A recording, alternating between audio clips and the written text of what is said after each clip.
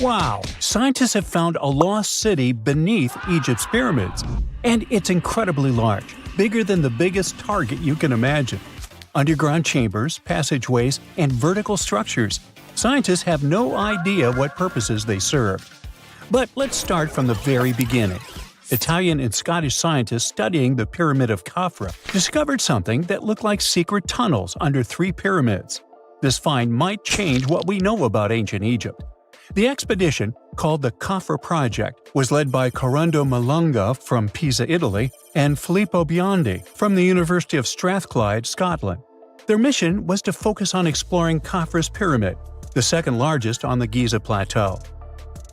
Scientists uncovered a massive structure beneath the Pyramid of Khafra. Could it be an ancient Egyptian underground city? The experts analyzed the data they had and came to the conclusion that 8 large vertical structures could be hiding beneath, possibly wells or shafts. They extend a staggering 6,500 feet across. Imagine placing 2.5 Burj Khalifas on the ground, one after another, and you get the sheer size of this find. These shafts also plunge nearly 2,000 feet underground. Some of the deepest underground stations in the world are located at a mere 380 feet underground or so. These cylindrical shafts are surrounded by spiral paths. Picture some old Gothic castle. They're connected to 2 giant, weirdly shaped chambers. Are those cubes? Or possibly bowls? Each of these chambers is likely more than 260 feet across. Now, even though we know about the structures now, no one has figured out their original purpose yet. Want to hear something even more shocking? Okay then. The team is almost sure that similar access points can be found under all 3 pyramids. In other words, all of them might be linked by a hidden system of underground tunnels, chambers, and passages. Even deeper, about 4,000 feet under the surface, there might be more unknown structures. And doesn't it add to the mystery? But the coolest news is that, according to some team members, these hidden structures near Giza pyramids could align with the legendary Halls of Amenti. In ancient Egyptian mythology, it's a place where people are believed to arrive when they're close to the end of their days. There, they are said to take a 3-day-long trial, facing their biggest fears. Now, how did scientists even discover these hidden spaces? To uncover them, researchers used 2 satellites positioned 420 miles above Earth. They sent radar signals to the Giza Plateau, and these signals generated detailed images, which were later compiled into a 3D model of the underground layout, including the newly detected shafts. Then, using synthetic aperture radar or SAR technology, which is a type of radar that can penetrate through stone, the team also spotted 5 small room-like structures hidden deep within the pyramid. One of these chambers contained a sarcophagus, which was once thought to be the tomb of Pharaoh Khafra. But now, scientists believe this was a mistake. The true burial site is likely to be elsewhere. In any case, these 5 hidden rooms were completely unknown before the scans. They seem to be arranged in the center of the pyramid and are linked to underground pathways leading somewhere below the structure. There's an opinion that these tunnels could lead to more hidden chambers and wells. Some of them might be around 4,500 years old. Wow! What if they help us solve ancient civilization mysteries? Preliminary data suggests that all this underground space can be much more than a few empty chambers. There might be many more hidden structures near the Giza pyramids. How come? Well, the thing is, the structure appears to include hollowed-out sections with spiral pathways leading even deeper underground. Refining the images hinting at this could reveal an extensive subterranean network. It might be a whole city hidden under the surface. Now, despite the excitement surrounding these findings, there are also a lot of people who don't believe in the existence of the underground city. They're skeptical about the archaeological discovery in Egypt due to the lack of peer-reviewed verification. That's why several archaeologists and radar experts have challenged the validity of the claims. They've explained that the technology used to make the discovery may not be advanced enough to produce such detailed underground imagery. According to them, the 5 smaller chambers found near the surface could be natural formations, since the area had had sacred significance long before the construction of the pyramids. Some experts have even dismissed the use of radar methods in this context altogether. They call these methods scientifically unproven and question their accuracy. The discovery has also reignited discussions about ancient Egyptian myths and the possibility of hidden texts lying somewhere beneath the Giza pyramids. The layout of the newly detected underground chambers shares similarities with mythological accounts of the Hall of Records, a rumored chamber that could preserve early Egyptian wisdom. If confirmed, these findings could significantly reshape the understanding of Egypt's sacred topography. Plus, this lost city beneath Egypt's pyramid could become physical evidence of previously unknown underground structures. That's why the Khafra project is super eager to begin excavating to confirm their findings. But getting approval from Egyptian authorities is a challenging process. The discoveries still need to undergo peer review before they are accepted by the academic community. By the way, this recent archaeological discovery in Egypt comes on the heels of another discovery involving a weird structure beneath the Royal Giza Cemetery, which researchers believe is unnatural in origin. Archaeologists used remote sensing techniques and uncovered a mysterious L-shaped structure underground in the Western Cemetery of Giza. This area is known to house burials of royal family members and high-ranking officials. Many of the tombs in the cemetery have above-ground mastabas, rectangular stone or mud brick structures with flat roofs. But there is an area in the center of the cemetery where there are no above-ground structures. To investigate this unexplored region, the team used electrical resistive tomography and ground-penetrating radar. ERT works by sending electrical currents into the ground and measuring the resistance to detect remains.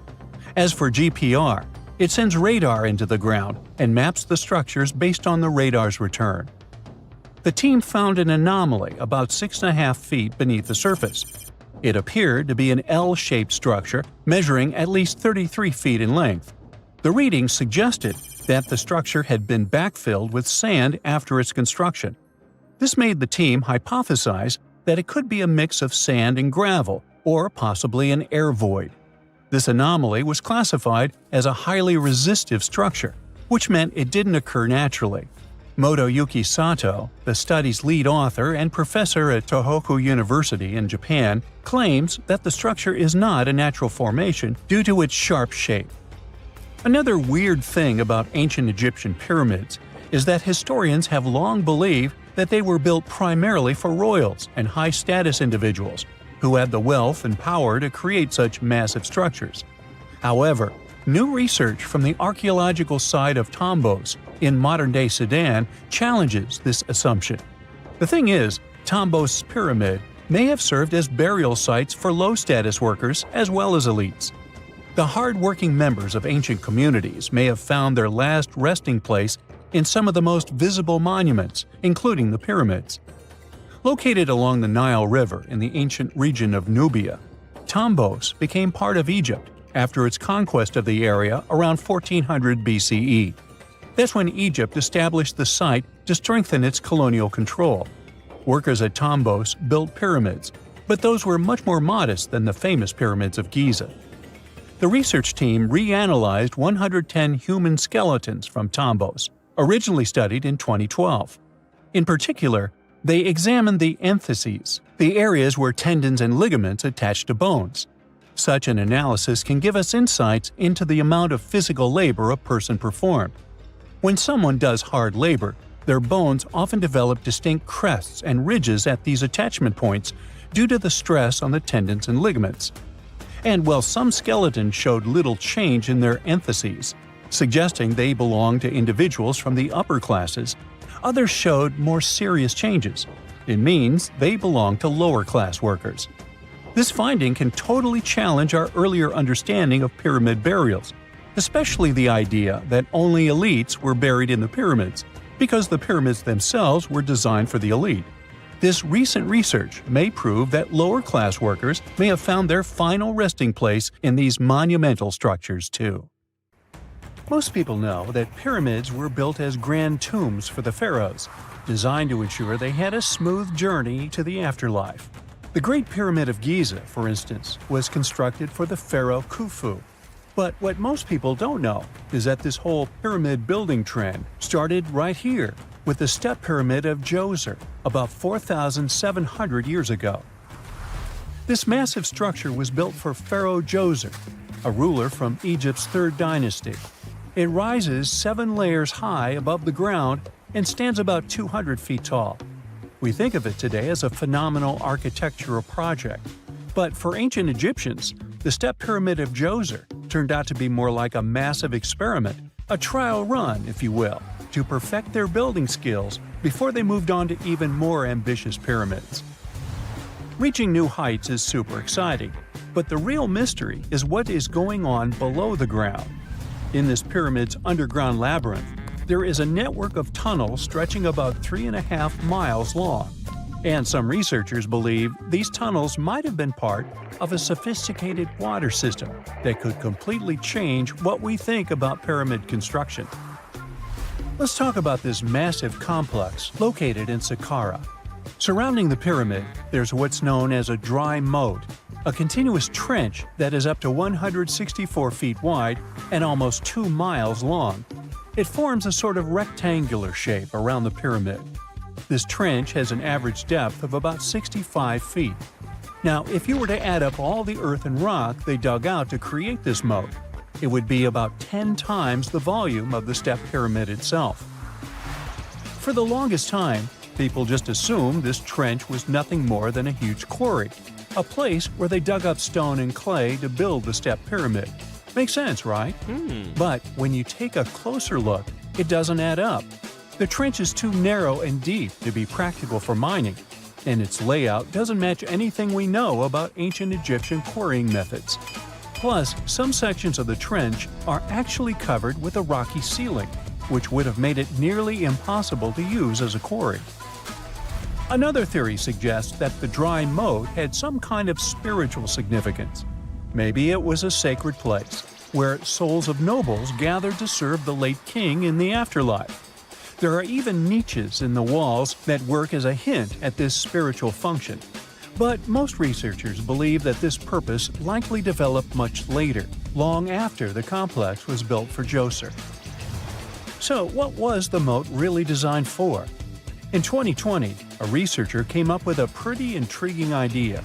It is possible that this trench was actually designed to collect and manage water, especially after heavy rainfalls. Now, that makes sense when you consider the location. The moat sits in an area that could easily have been flooded by runoff water from nearby plains. This could also explain why the trench wasn't used for new graves until much later when the climate became drier and less prone to flooding. The story becomes even more intriguing, as this trench appears to be part of a larger, more complex hydraulic system within the Djoser complex. It is like the trench has several compartments, carefully carved out of the rock and connected by tunnels.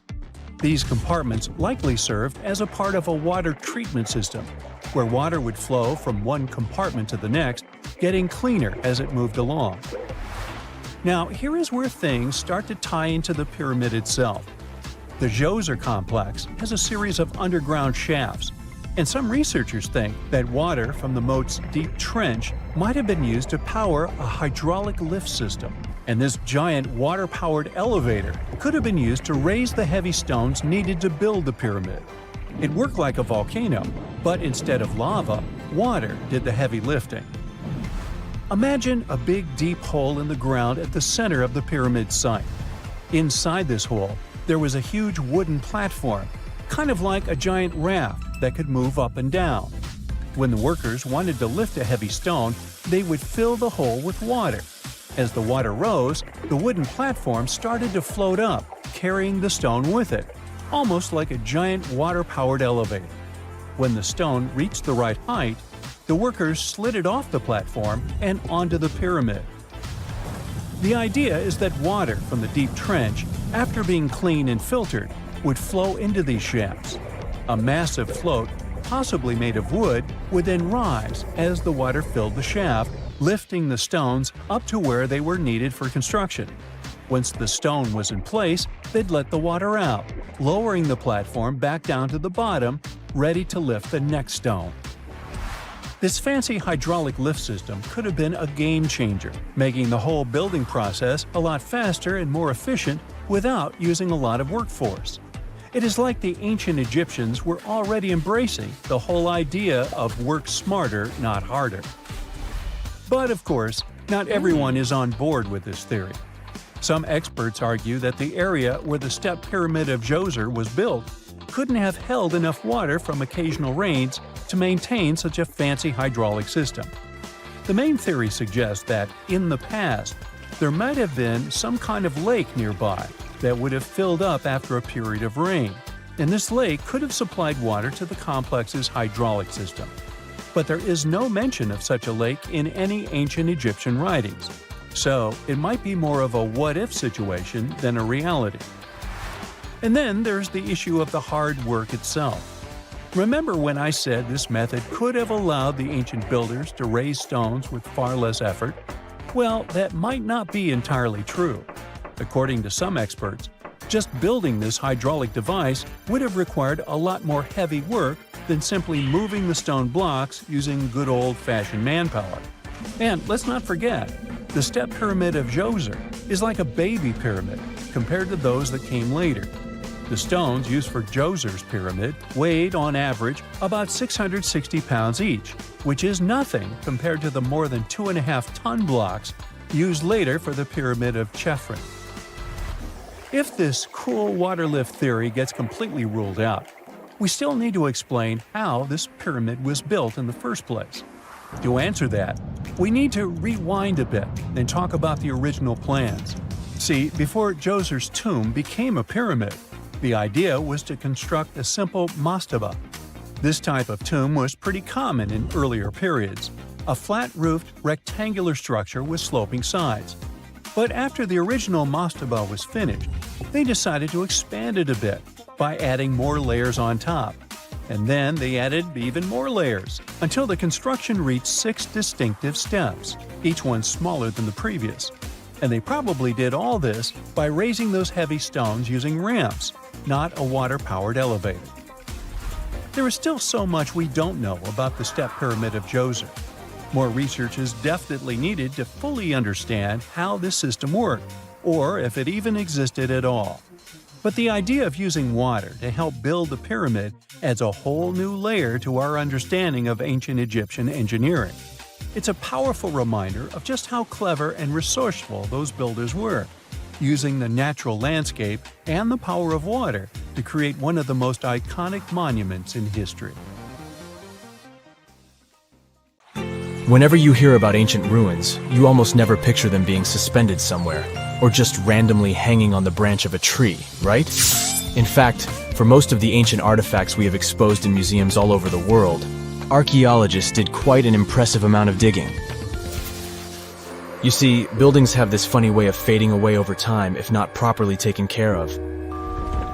Sometimes we need to reuse some building materials, so an older construction may be sacrificed in the process. Other times houses are abandoned, and once they are exposed to the elements on the surface, like rain or sunlight, they don't really stand a chance. Some just simply crumble away due to good old erosion. So the only way a piece of architecture can survive the test of time is if it's somehow gotten buried deep down. Now, how did they end up buried in the first place? Well, it's quite the comedy of errors. Ancient cities had a habit of gradually raising their ground level like a kid adding toppings to their ice cream sundae. You see, these settlements were always busy collecting food and building materials to keep up with their ever-growing population. But hey, who has time to deal with waste and rubbish? It wasn't exactly high on their to-do list back in the day. So when it came to building new houses, ancient civilizations found it much easier to save their sweat and tears by piling up the rubble and constructing right on top. But that's not all. Rivers would also occasionally flood and deposit a layer of sediment on the city floors, further encapsulating those ancient constructions. And in those dry regions like the desert, where the wind likes to show off its sand and dust dance moves, you can bet it was a constant struggle to keep the establishments clean. One hilarious example is the Sphinx, which had its head buried in sand until a group of archaeologists unearthed it in 1817. Some ancient towns eventually got covered up because they were completely abandoned. With less human activity to control their expansion, plant seeds couldn't resist the opportunity and sprouted all over the place. They gobbled up carbon dioxide from the air and grew, adding more and more bulk to the ground. Those cheeky roots even decided to stabilize the soil made from decaying plant matter, creating layers upon layers of earthy goodness. It's like the ultimate DIY project Mother Nature embarked on, with plants as her loyal helpers. The act of digging into the secrets of ancient civilizations is not just about unearthing a lost world. It's also an epic quest to reveal the hidden treasures beneath layers of history. But how do archaeologists know where to dig in the first place?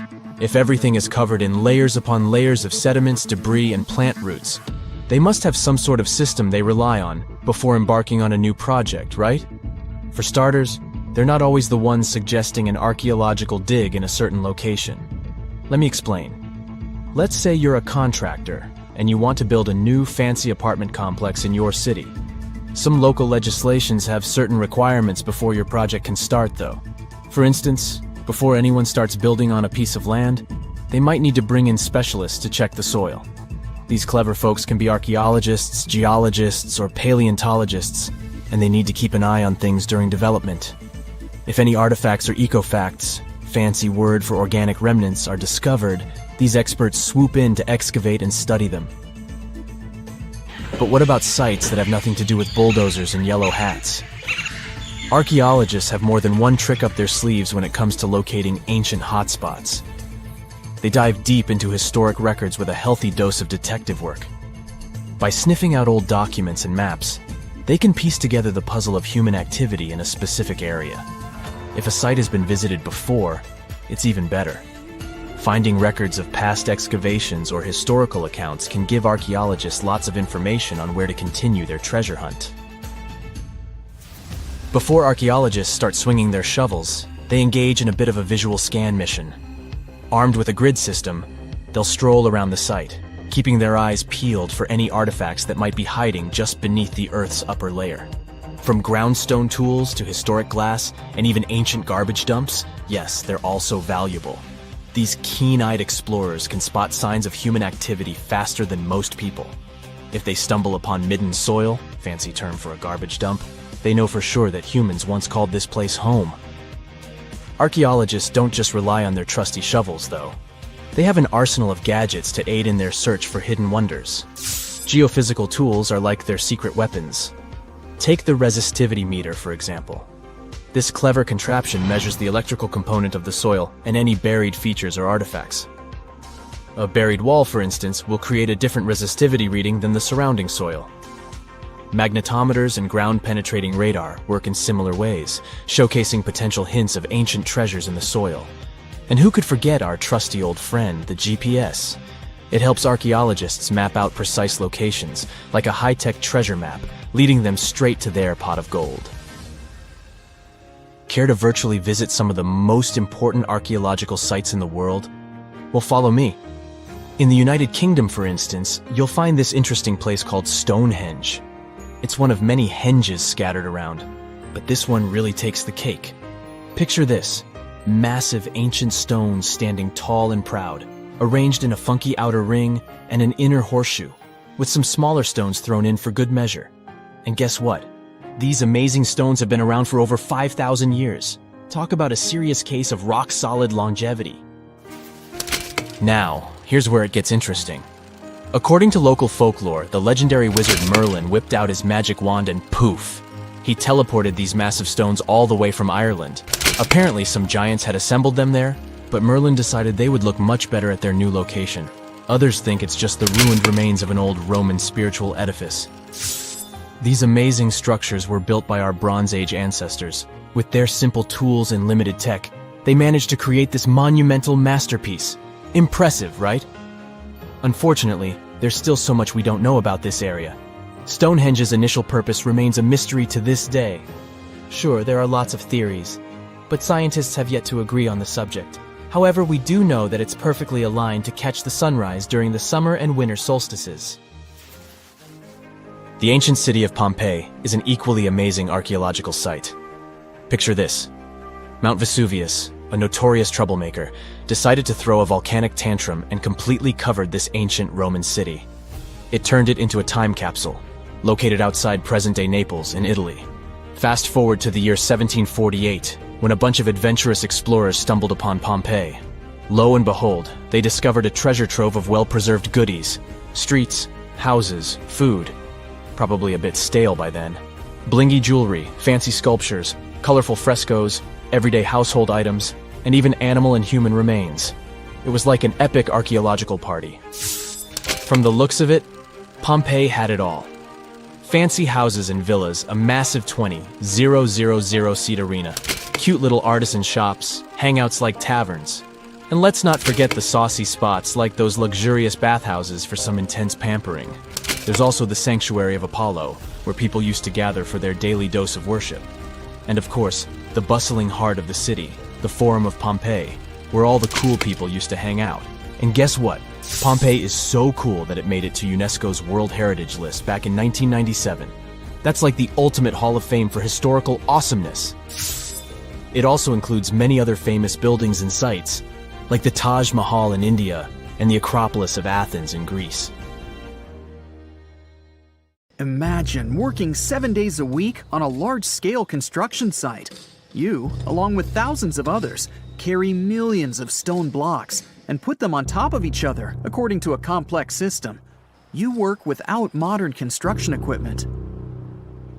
You have no air conditioning or constant access to water.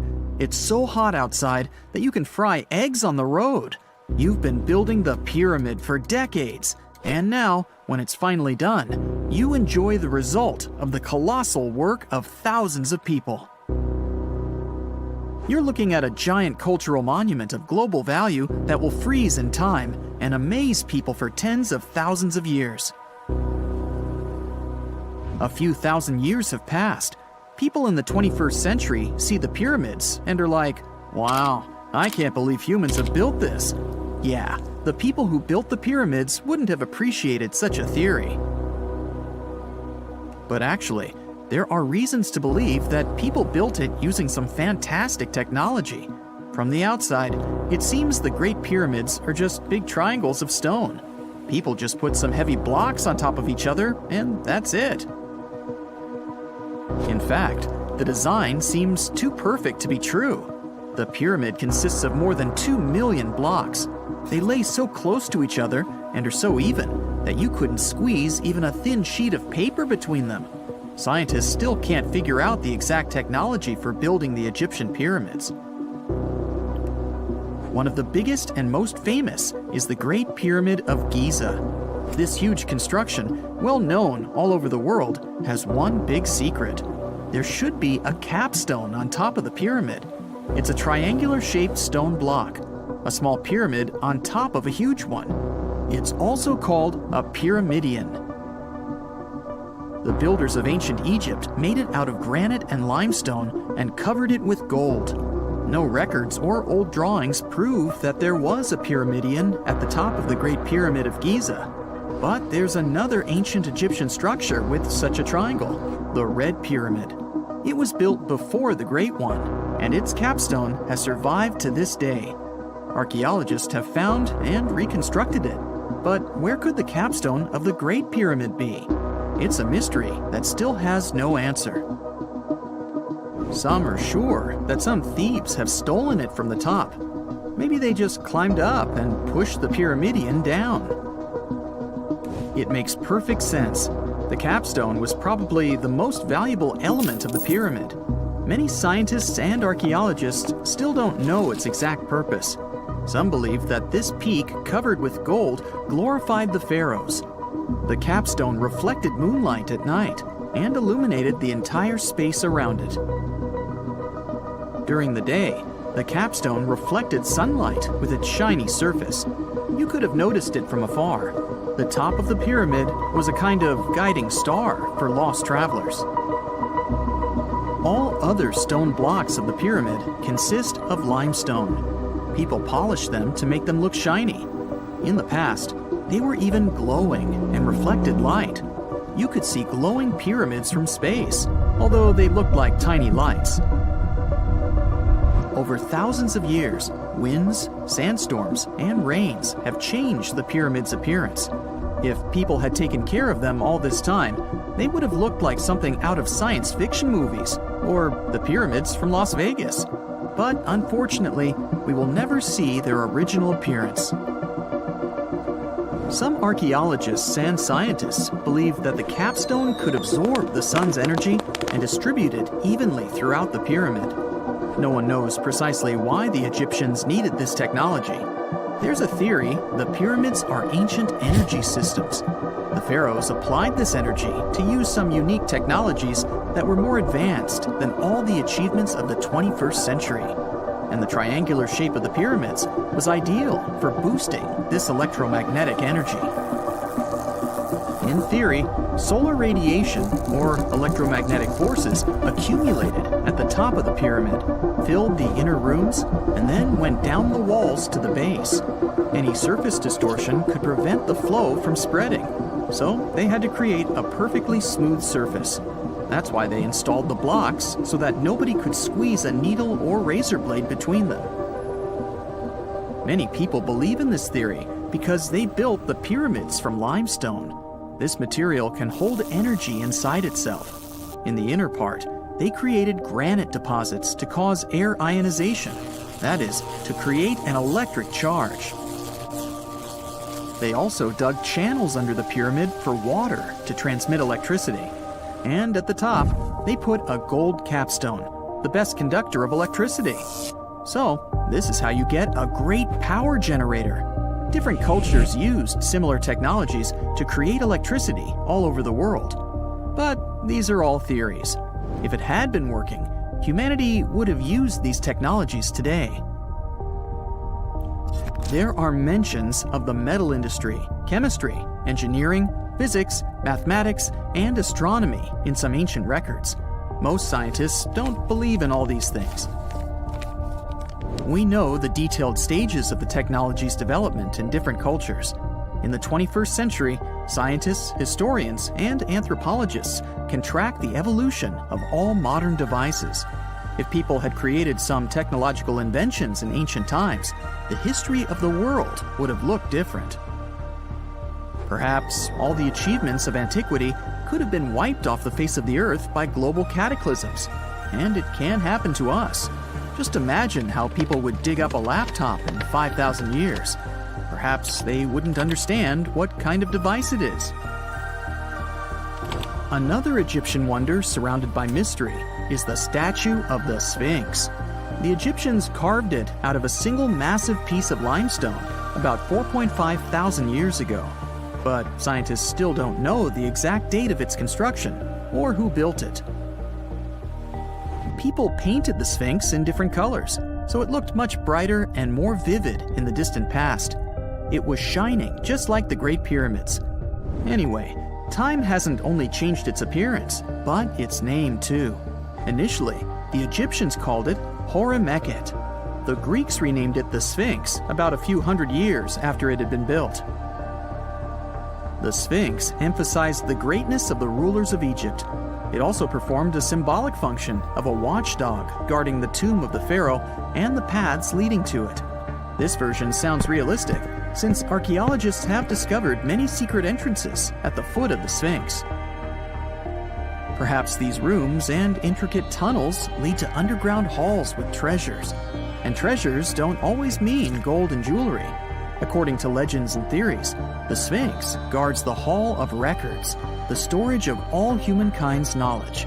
The information about the ancient mythical state of Atlantis could be there. You can find many detailed maps of the internal dungeons of the Sphinx on the internet. They show structures 12 stories deep under the statue.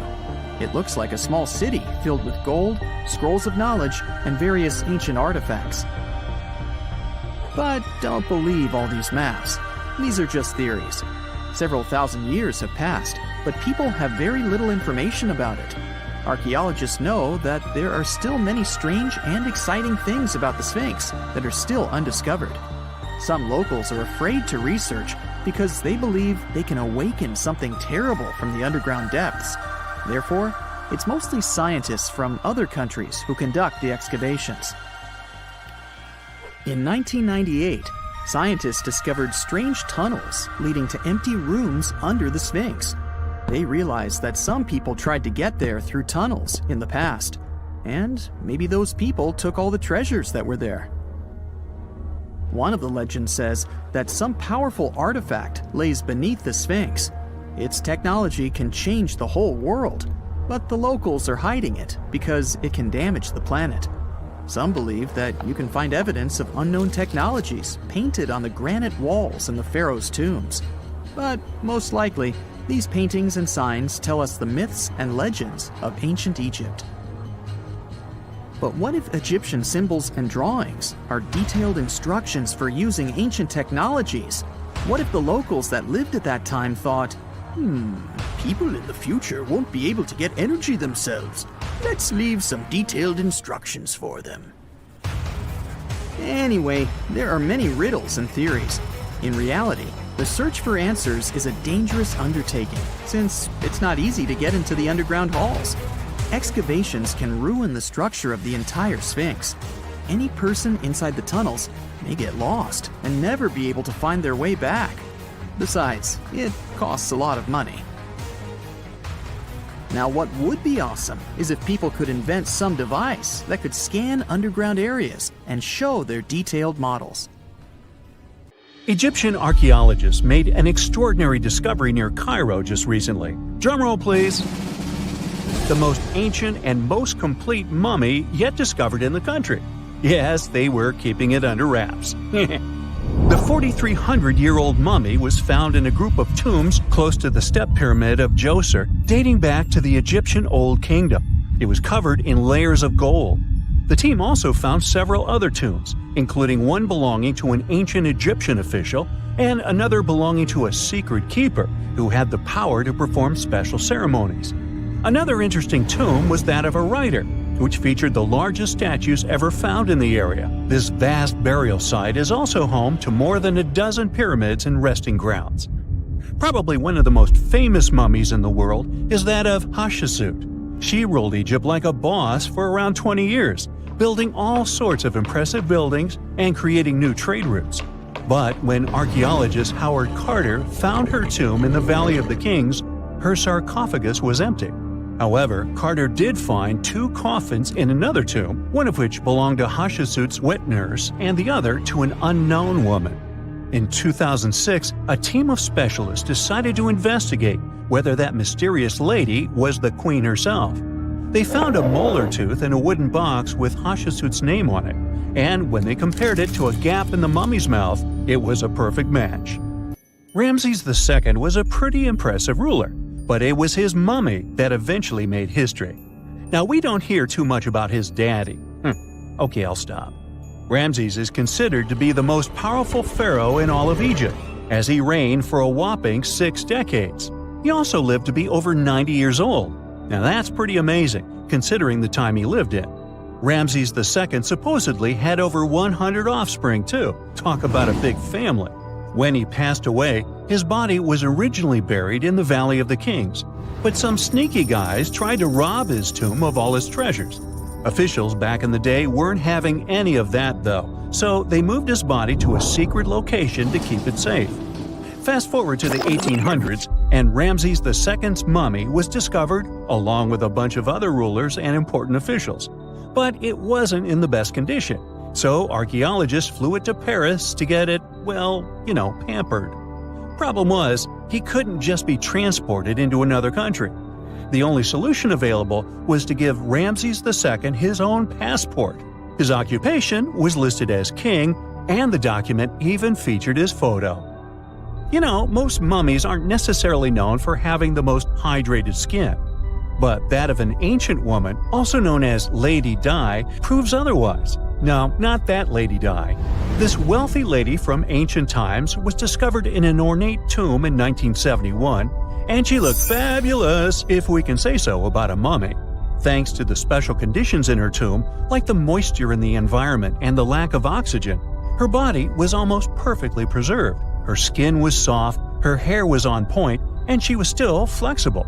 The museum that now proudly displays her mummy also shows a ton of fancy items that were buried with her, like dinnerware and musical instruments. Archaeologists investigated the mummy further and discovered that she passed away from a heart attack at around 50 years old. Even though it hasn't been around for over 2,000 years, Lady Di is still making history.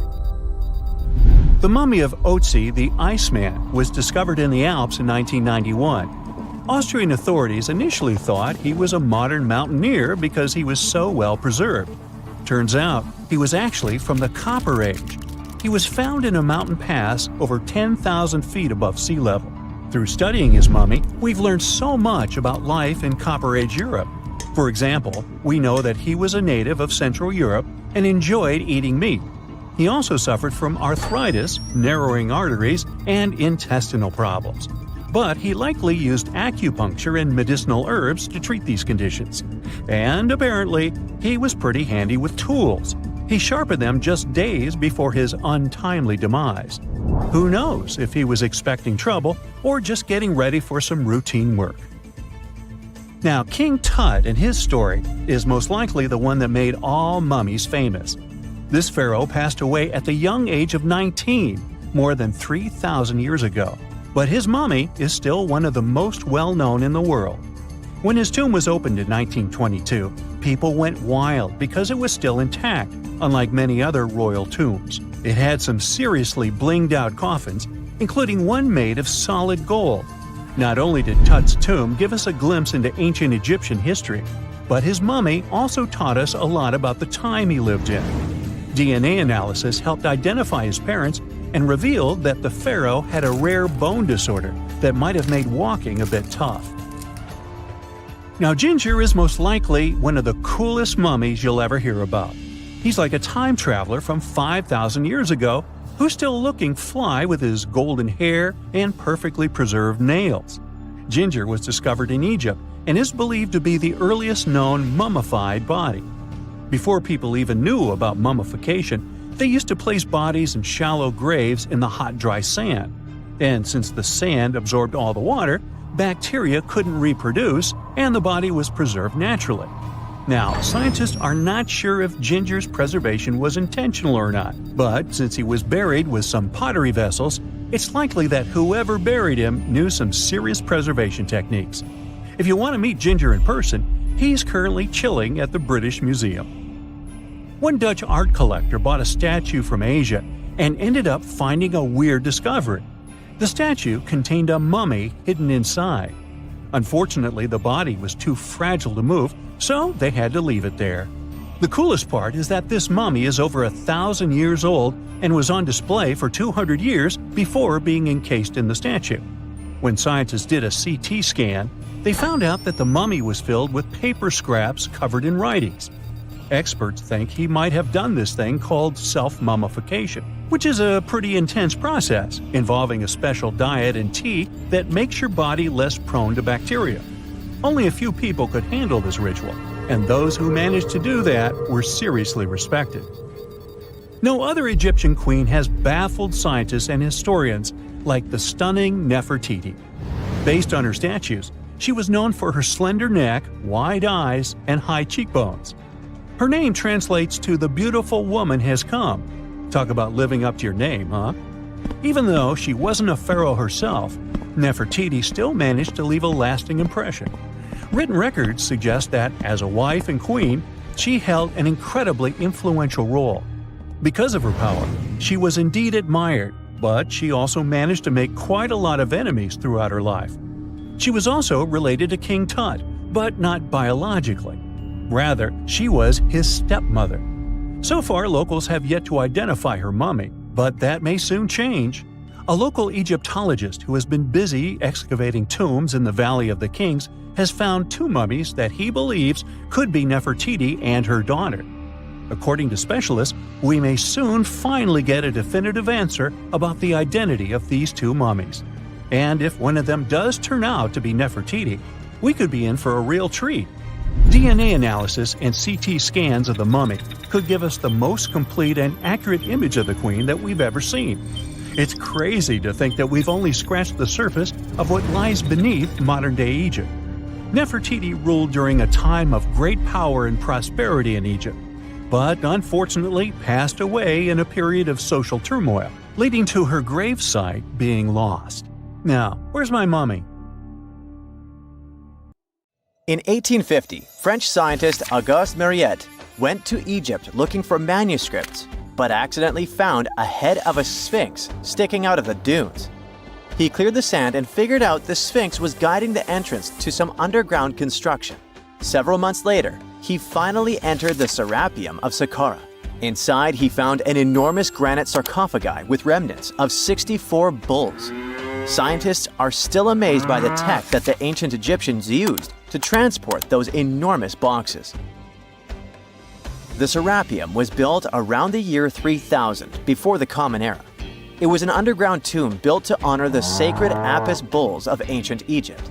It had a long hallway, almost 500 feet long, with giant stone rooms on both sides.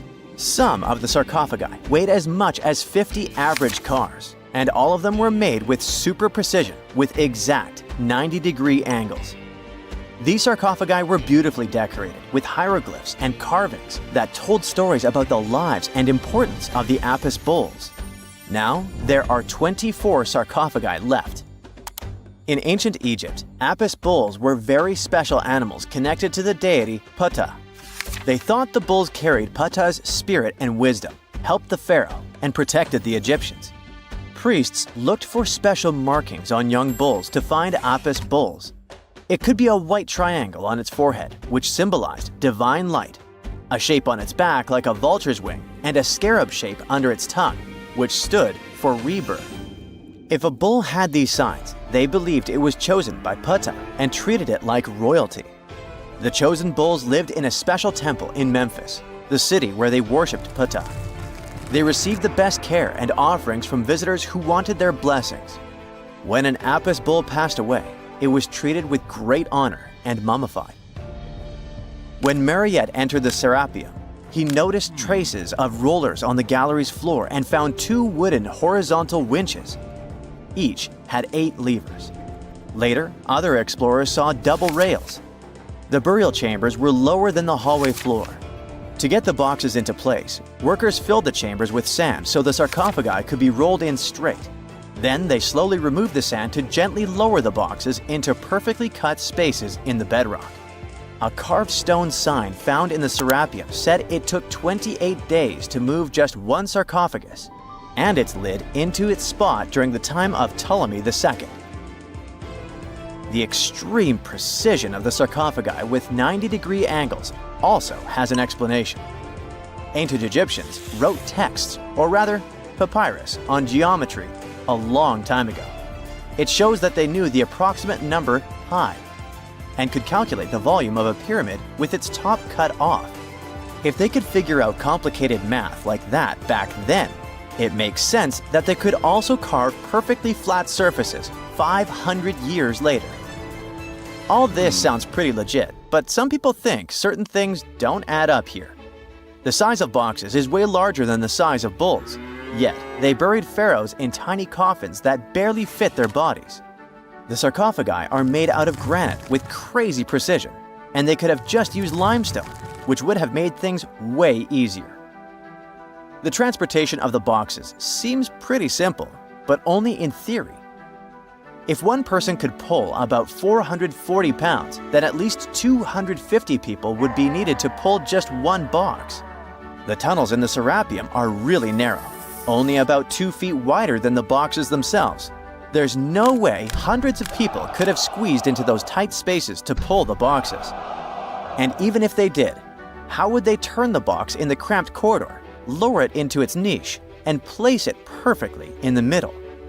Somehow, they did this 24 times, and every box is centered perfectly. Plus, the chambers were dusty, and there were no signs of soot from lamps. This means they must have worked in almost complete darkness. The real use of the boxes could also be different. A long time ago, even before the Egyptian pharaohs ruled, the local people already knew how to use fermentation. It happens when tiny organisms called yeast eat certain ingredients like starch and turn them into gas and ethanol. So someone in ancient Egypt probably put food like barley, bread, and even meat inside a giant stone box, then closed it tight with a heavy lid. These stone boxes, carved from granite, were so precisely made that they were almost completely sealed, so nothing could escape from it. As the yeast inside the box started working, it created more and more CO2 gas. It built up pressure inside the box. The granite boxes were incredibly strong. They could handle more pressure than a car tire can hold. When granite was squeezed under such pressure, its crystals produced a tiny electric charge. This effect was possible because granite contains quartz, a material that reacts to pressure this way. The process also needed meat or animal parts, possibly to help the yeast grow better. Meat contains something called oleic acid, which yeast needs to keep growing and to survive the bad effects of the ethanol it produces. As the pressure inside the box kept growing, the combination of gases and electricity made these boxes not just ancient fridges, but powerful energy systems. Over time, the pressure inside got so strong that it could push the lid open and the gas would escape with a pop. But when people rediscovered the Serapeum in 1850, they found old drawings that showed piles of stones stacked on top of some of the box lids. So, someone long ago probably tried to make the lids even heavier by adding extra weight to make it harder for the gas pressure to push them open. This extra weight also meant the quartz crystals in the granite could keep creating more electricity under all that pressure. If someone opened one of these stone boxes thousands of years later, they would only find bones from bulls that were placed in the box. And that's exactly what Mariette discovered in the 1850s. They opened the Serapeum for visitors soon after the first excavations in the second half of the 19th century.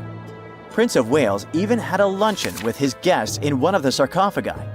Sands and earthquakes made the site inaccessible for a while, but now you can visit it again and try to solve the mystery yourself. With new tech, we could have answers to many other historical mysteries soon. A team of scientists at Chicago's Field Museum of Natural History recently used a special CT scanner to learn more about ancient Egyptian mummies without unwrapping them. They gently rolled 26 mummies on custom carts out to the parking lot, where the scanner was waiting. It took thousands of detailed X-ray pictures of each mummy and their coffins. When all the pictures were put together, they created 3D images that showed what was inside, the skeletons, and some artifacts. The scientists hope these images will help them understand ancient Egyptian burial practices from over 3,000 years ago. Even though the scanning process only took 4 days, it might take 3 years to study all the data.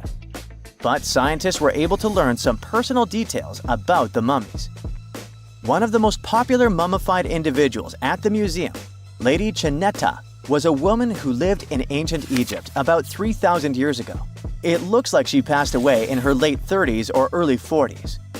To make sure her body looked complete for the afterlife, embalmers put stuffing in her neck to keep it from collapsing. They also placed artificial eyes in her sockets, so she would have eyes in the next world. She was wrapped in fancy linen and placed in a beautifully decorated coffin.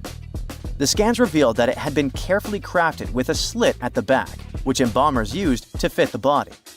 There were also some artistic details on the surface, like markings for her knees. It looks like her burial was on the scale of a high-end luxury car. What is a boat doing in the middle of a desert? You would expect to find a seagoing vessel closer to shore. This is the question archaeologists had been asking for decades. In 1988, there was a storm near one of the most important archaeological sites in ancient Egypt. A wooden structure emerged from the sand. It was hollowed out by termites. Scientists were determined to solve its mystery. In 2000, they began excavating the site near Abydos, Ubidos. An American team of experts soon discovered a boat that was 70 feet long, and it wasn't alone. In total, there were 14 boats neatly resting next to each other. It was impossible to completely dig out the boats because of their poor condition. Luckily, the wood was preserved enough to get a sample. Analyses revealed that the boats were around 5,000 years old, the oldest fleet in human history to this date. The time of their construction predates the pyramids at Giza by half a millennium. Each ship of the fleet rested in a vault that matched its dimensions. The room was roughly a third of the size of a tennis court. It had mud brick walls that featured more than 120 drawings of boats. Ancient Egyptians incised them on whitewashed walls that were excellently preserved. Scientists have known about these mysterious chambers for well over a century. 1901, 1902. A British archaeologist, Arthur Weigel, stumbled upon a strange structure west of the River Nile. His team caught a glimpse of the interior walls. Sadly, a section of the roof collapsed, so they had to call off further exploration. Researchers abandoned the site, but its location remained on the maps. The boat's position first led scientists to think that they rested on a bank of the mighty Nile. But there was a problem with this theory. Today, the river flows almost 7 miles west of Abydos. Further studies of the surrounding terrain showed the Nile didn't change its course throughout history. Also, if the boats floated near a dock, they would be in unstable positions. The 14 vessels at Abydos were perfectly parallel to each other. There was only one conclusion possible. Someone had deliberately placed them like that. They must have gone through a lot of effort. Each boat had enough room for up to 30 rowers. These vessels could really float. They weren't models, but scholars still don't know if they actually sailed any body of water in ancient Egypt. This doesn't diminish the importance of the find. Previously, archaeologists found only small-scale models. In King Tut's tomb alone, there were 35 boat models. For a long time, these figurines were the only clues as to how ancient Egyptian vessels looked like. The boat's design confirms that they were the real deal. They are the earliest surviving examples of something called built boats. Ancient people constructed primitive vessels by hollowing out large tree trunks. The alternative was reed that was tied together to form a raft. The boats at Abydos had planks tied together. This was a major breakthrough in shipbuilding. During their lifetime, the boats must have seemed impressive. Timber was a valuable commodity at the time. There was no wood in the desert. Cedar had to be imported from Lebanon. The only person who could afford such luxury was the pharaoh. Studying the area around the ancient fleet provided more answers. Scientists discovered a mud brick structure where Egyptians worshipped the pharaoh. Its approximate date of construction matches that of the wooden boats. The same bricks out of which this building was made were used to encase the fleet. At the time of their construction, the rooms they were stored in had a ceiling. That's the section that archaeologists stumbled upon in the early 20th century. Just like mummies and coffins, these marvelous ships rested inside splendid vaults.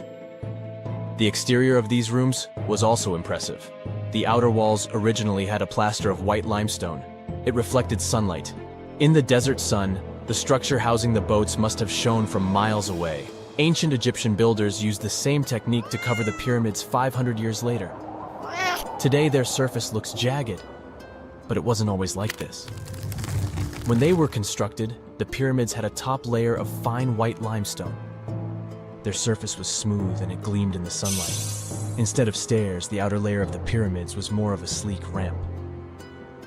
Archaeologists were left with one final question. Which pharaoh owned the fleet? The answer lay just a mile from the site. This is where the tomb of a pharaoh from the 5th dynasty rested, King Senwosret III. Its time and style of construction matched the ones of the chambers with boats. The very end of his rule might explain how the boats ended up in the middle of the desert. The pharaoh probably passed away in northern Egypt. Then his body was transported down the Nile to Abydos in a marvelous procession of decorated boats. The vessels were later lowered to chambers near the final resting place of their owner. This had a symbolic meaning. In the ancient Egyptians' belief system, ships played a key role. Their supreme deity was Ra. He traveled through the sky during the day in the form of the sun. At nighttime, he sailed through the netherworld in a solar boat. The pharaoh identified himself with Ra. That's why he needed boats in the afterlife. That was the only way to regenerate himself. Just as the sun rises every day above the horizon. This belief existed for thousands of years. The more famous Pharaoh Khufu also had a ship. Scientists found it in 1954 next to his pyramid at Giza. It is some 4 centuries younger than the fleet at Abydos, but Khufu's ship was almost 2 times longer. The Great Pyramid of Giza and King Tut's tomb are some of the most famous archaeological finds in Egypt. But there are many more secrets hiding beneath the endless sands of the Sahara Desert. Recently, 2020, archaeologists found a lost city there. They have labeled it as the most important discovery since King Tut's tomb, 1922. The city of Aten is some 3,000 years old. Historians hope it will give them a unique insight into the everyday life of ancient Egyptians. The famous archaeologist and Egyptologist Zahi Hawass proclaimed the site a lost golden city. Aten sits some 300 miles south of Egypt's capital, Cairo. It is close to the famous Valley of the Kings. Archaeologists first found sections of mud brick walls that spread out in all directions. They discovered complete rooms with tools of everyday life inside. The research team unearthed a bakery, a residential neighborhood, and an administrative district. They all date back to the time when the Egyptian civilization was the wealthiest in its long history. They were also the first to make objects from iron. In 1911, scientists found a set of iron beads near a village in Lower Egypt, El Girza. These are the earliest known iron artifacts. The discovery is literally out of this world. Ancient people made them by beating into shape a piece of a meteorite. The 9 beads were once part of an ornate necklace. They are now blackened and corroded, which is perfectly normal for a piece of jewelry that is over 5,000 years old. They consist of an iron-nickel alloy. Researchers were impressed by the skill of ancient jewelers who processed the beads. Their craftsmanship is more impressive when you think that they didn't know the stellar origins of the material. The Great Pyramid of Giza also has a remarkable feature. An international research group investigated the electromagnetic response of the structure to radio waves. They found that the pyramid has the ability to concentrate electromagnetic energy inside it. This occurred inside its chambers as well as under the pyramid's base. It contains an underground, unfinished chamber. It seems that the electromagnetic response is connected with the properties of limestone, the Great Pyramid's main building material. The research results might have a practical application. The way solar cells and nanosensors function could be improved by this remarkable find. When you hear the word mummy, you might get a chill down your spine. That's because most of us associate this word with those creepy characters we've seen in some scary movies. But in reality, mummies have helped us understand a lot about ancient civilizations, their rulers, and about how people used to deal with losing their loved ones. The people most famous worldwide for their mummies are the ancient Egyptians. They believed that some sort of existence after passing away was possible, if certain conditions were met. That's why they insisted on preserving the human body through the process of mummification and placing the mummy in a furnished tomb, kind of like giving it a fully functioning apartment of its own. Why did they believe in this? Well, because they were deeply connected to their natural environment for the most part. They saw the natural cycles around them, like how the sun rose every day, followed by the moon, or how new life was always sprouting from plants, even after they had wilted away. They also believed that the powerful spirit Osiris, who represented the cycle of passing away and resurrection, played a role in this process. To prepare for the afterlife, the ancient Egyptians followed certain rituals, like mummification, which involved using materials like honey, resins, and incense to preserve the body. There's no other mummy more popular than that of King Tut. He was a young pharaoh who ruled over 3,000 years ago in Egypt. The problem with discovering ancient royal tombs is that most of such burial sites were previously robbed. People knew ancient rulers had been left with many valuable belongings, so those locations became vulnerable to thieves. When King Tut's tomb was opened in 1922, people were excited because it had not been robbed, like many other previously discovered royal tombs. That's how well hidden it was. Inside, his mummy was encapsulated in a total of 3 coffins, including one made of gold. The objects found in his tomb showed us what ancient Egypt was like, and studying his mummy also helped us learn about the culture and practices popular at the time when he passed away. We also learned about his family by looking at his DNA. Scientists were able to discover that he had had a disease called malaria and a problem with his foot that might have made it hard for him to walk. Ramses II was another pharaoh in Egypt who ruled for 68 years, which was quite a lot back in the day. He was known for his expansion campaigns and building projects. Many objects from his time as a ruler still exist today, including a large statue of him. Ramses II was about 6 feet tall and lived to be about 90 years old.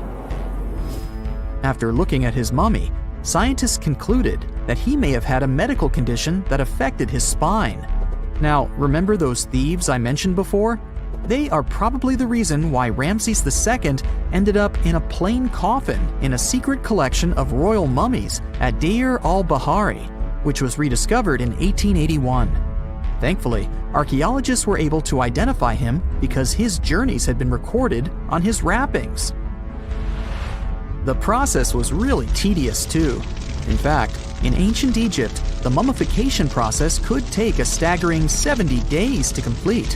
A special person would say a very specific speech while delicately handling the body and drying it out using a type of salt called natron. They also used linen and resin to make the body look more lifelike and to wrap it in cloth. The tomb was equally as important for ancient Egyptians. The walls of King Tut's tomb, for example, were adorned with intricate artwork that depicted his journey to the afterlife, from his burial procession to his passage through the underworld. The ancient Egyptians believed that everyone made this journey after passing away, and they filled their tombs with items and paintings to help the person in their spiritual travels. Additionally, the walls of the tomb were decorated with spells from a special book, which contained a collection of poems that the Egyptians believed would help people reach the afterlife. And speaking of how important this journey was, people also placed food in these ancient tombs. In King Tut's tomb, archaeologists discovered 36 jars of vintage beverages and 8 baskets of fruit, which were believed to be left there to help him in his journey to the afterlife. The Egyptians believed that traveling to the afterlife took a really long time, so they left a lot of supplies, such as food and water, to sustain their loved ones. Pharaohs also generally had numerous luxurious garments and beautiful jewelry in their tombs to ensure that they would have a fashionable journey. These items included various types of linen clothing, such as tunics, scarves, gloves, and headdresses, as well as a lot of gold jewelry with precious stones, like bracelets, buckles, pendants, necklaces, rings, and even precious depictions of insects for protection. Some were also deposited with fans made from ivory and ostrich feathers to keep them cool in the afterlife. Some ancient rulers were even placed in their forever apartments along with boats. For example, Pharaoh Khufu built the Great Pyramid at Giza as his tomb, and a large ship was found inside. King Tut, however, was buried with multiple boat paddles, but no actual boat. Instead, he had 3 chariots and numerous walking sticks made of precious materials, perhaps indicating he'd rather travel to the beyond by land, not by water. Amongst the most interesting objects found near ancient mummies are bottles of oils and perfumes. If rulers were supposed to be fashionable, why not smell nice too, right? Also, some of them had some ancient kinds of board games, most of them made out of precious materials like gold or ivory. One of those games was called Senet.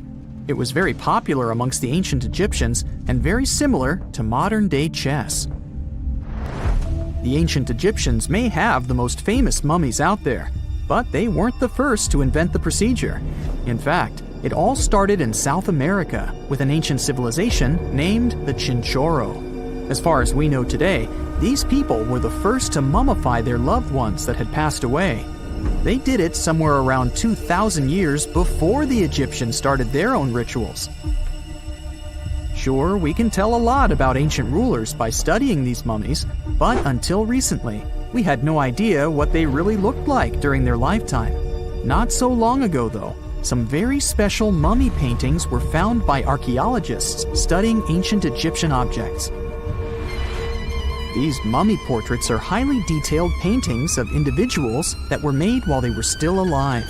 Such paintings were often painted on wood, as opposed to the classical portraits we all know about, which are painted on canvas. They are known for their realism and beauty, and have even been used by researchers to diagnose diseases by comparing them to the corresponding mummies.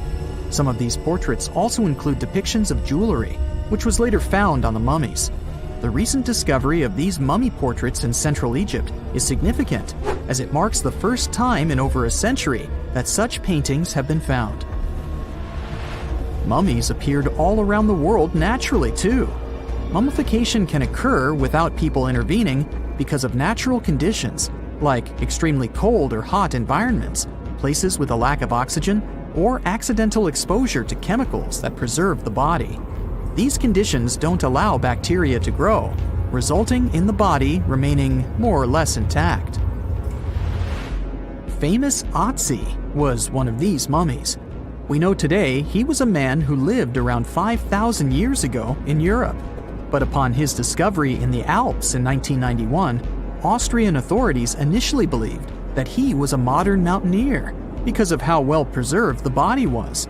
However, after the Iceman was removed from the glacier, it was determined that he was actually from the Copper Age. We know that the ancient Egyptians were talented enough to build something as grand as the pyramids, but were they also smart enough to measure the speed of light? There's a theory circulating online that says exactly that. If you look at these two numbers, you'll see that they match completely. The first one is the speed of light in a vacuum measured in meters, and the second one is the latitude of the Great Pyramid of Giza. So, was it done on purpose, or is it just a coincidence? Well, happily, we can tell you that it's actually just a coincidence, not another conspiracy thingy. The Great Pyramid is just one of the many places in the world that share the same latitude. And more importantly, even if the ancient Egyptians had somehow measured the speed of light and chosen to keep it a secret from the rest of the world, they wouldn't have used meters to put it down. Meters were only defined at the end of the 18th century. The builders of the pyramids used a different unit of measure called cubits. 1 cubit is equal to 1.5 feet. Cubit was based on the length of the arm from the elbow to the tip of the middle finger, and it became popular in the ancient world. So if they wanted to impress the rest of the world and set the pyramids at a point that matched the speed of light in cubits, they would have to build their iconic constructions somewhere in Europe. And then the Danish astronomer who first measured the speed of light in 1676 would have been really upset to know that someone had done it centuries before him. So, although they were ahead of their time in many aspects, the ancient Egyptians never measured the speed of light or used longitude and latitude to map their locations. The base of the Great Pyramid of Giza might seem like a perfect square, but it's actually an 8-sided structure, not 4-sided. Each of its 4 sides has a subtle concave indentation that splits it evenly from base to tip. The official version is that a British pilot was the first to notice it in 1940 while flying over the pyramid. He took a photograph that showed shadows highlighting these indentations. Some people think these lines are only visible from above and can best be seen at dawn and dusk during the spring and autumn equinoxes. This has led to a freaky theory that the ancient Egyptians might have designed the pyramids to communicate with something looking at them from above. Now, the Great Pyramid is one of only 3 pyramids that used to have a swivel door. It weighed around 20 tons, but they could still easily open it from the inside. Its precise fit made it nearly invisible from the outside, with no visible latch or handle. There were only slight variations in the exterior stone that gave out an opening. The other 2 pyramids with similar doors belonged to Khufu's father and grandfather. The Great Pyramid also has a hidden void at least 100 feet long that was only found in 2017. We still don't know what lies within the space, what purpose it served, or if it is the only space of its kind. Researchers used the same tech to see through cathedral walls, Mayan pyramids, and even volcanoes. It depends on a natural shower of subatomic particles called muons. They pass more easily through empty space than through solid materials. So if they arrange multiple muon detectors around a structure, scientists can map out its solid and empty areas. A team of scientists placed muon detectors inside the Great Pyramid and allowed them to gather data for months. Scientists have analyzed samples of the mortar used to build the pyramids many times. Although we know its composition, modern technology still can't replicate it. The mortar is mostly made from processed gypsum, but it wasn't used like the cement we use for bricks today. Instead, they used it to support the joints between the massive stones as they were set in place. The estimated amount they needed to construct the Great Pyramid was around 500,000 tons of mortar. The gypsum mortar is stronger than the stones themselves and has held up for thousands of years. Now, all four sides of the Great Pyramid are aligned with the cardinal points – north, south, east, and west. According to geologist and engineer Glenn Dash, the alignment is accurate to within 4 minutes of arc, or 1/15th of a degree.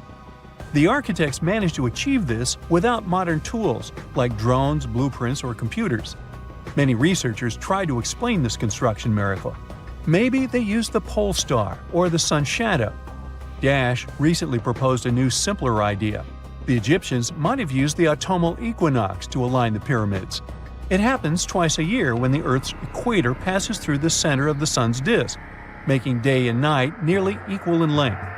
To test his theory, Dash conducted an experiment on the 22nd of September 2016, the first day of the fall equinox. He used a special rod the Egyptians had to cast a shadow and tracked its tip at regular intervals, forming a smooth curve. By connecting 2 points of the curve with a taut string, he created an almost perfect east-west line. Dash noted that on the equinox, the shadow's tip runs in a straight line, nearly perfectly east-west, and with a slight counterclockwise error. There's a similar error in the pyramids. Although his experiment was conducted in Connecticut, Dash believes that the same method would work in Egypt. All the ancient Egyptians needed was a clear, sunny day.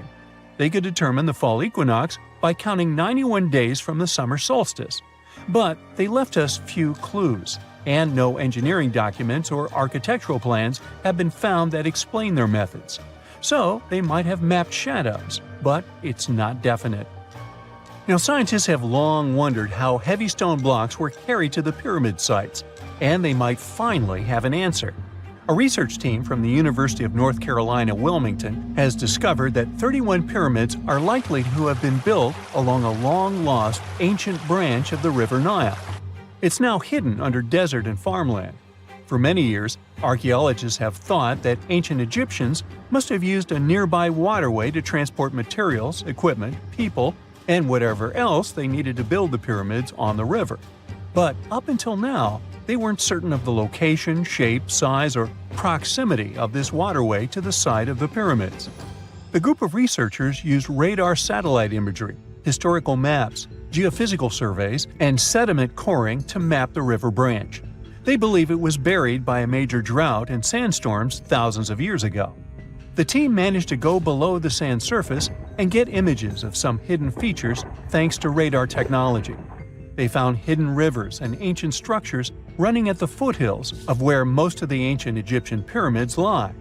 The discovery of this extinct river branch helps explain the high pyramid density between Giza and Lisht, in what is now an inhospitable area of the Sahara Desert. Now, Egypt isn't the only country with the most pyramids in the world. The champion's title here goes to its southern neighbor, Sudan. It has between 200 and 255 pyramids, compared to Egypt's measly 138.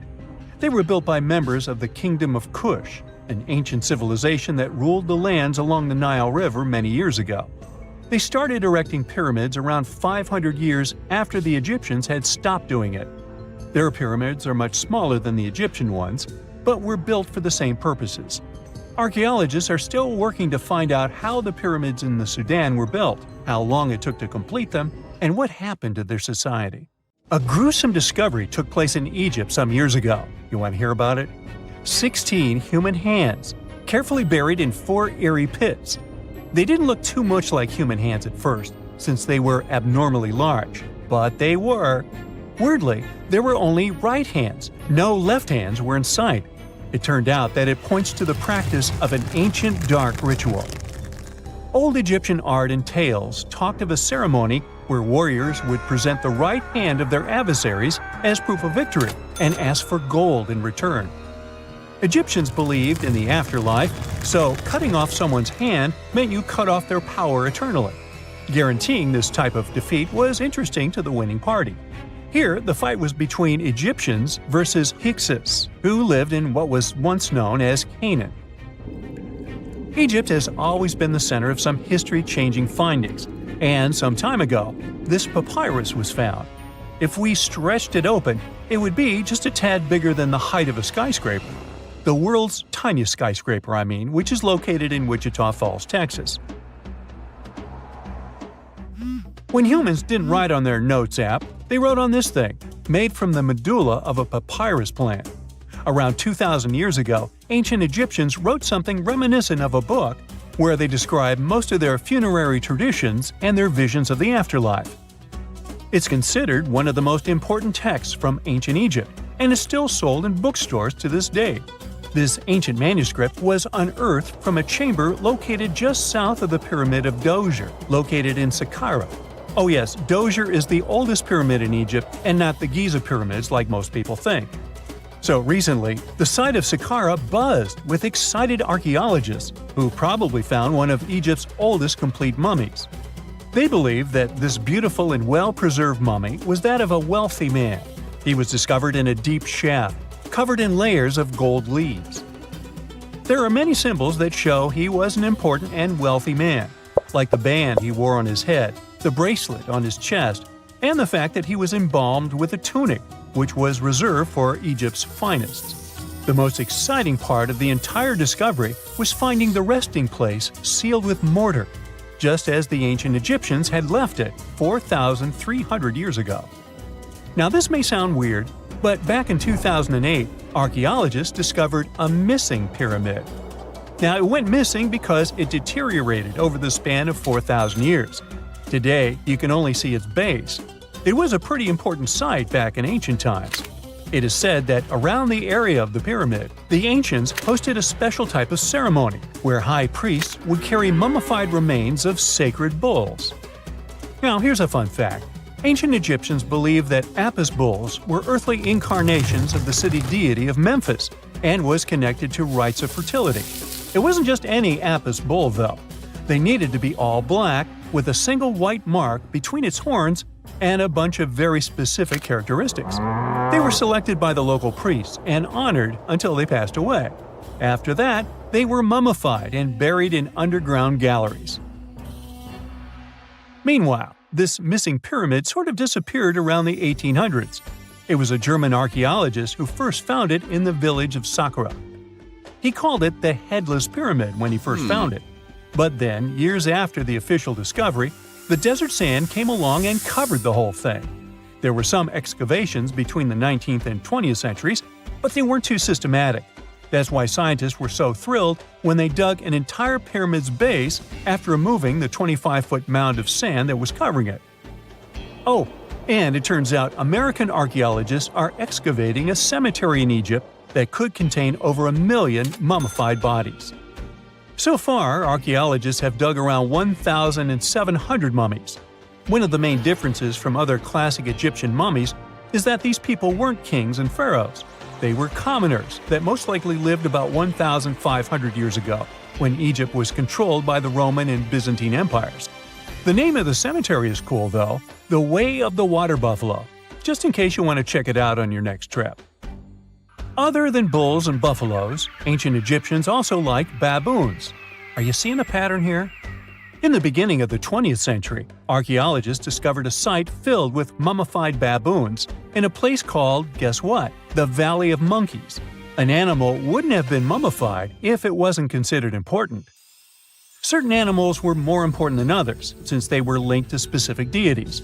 Jackals were connected to Anubis, the ancient god of the afterlife, and cats were likened to the female deity Bastet.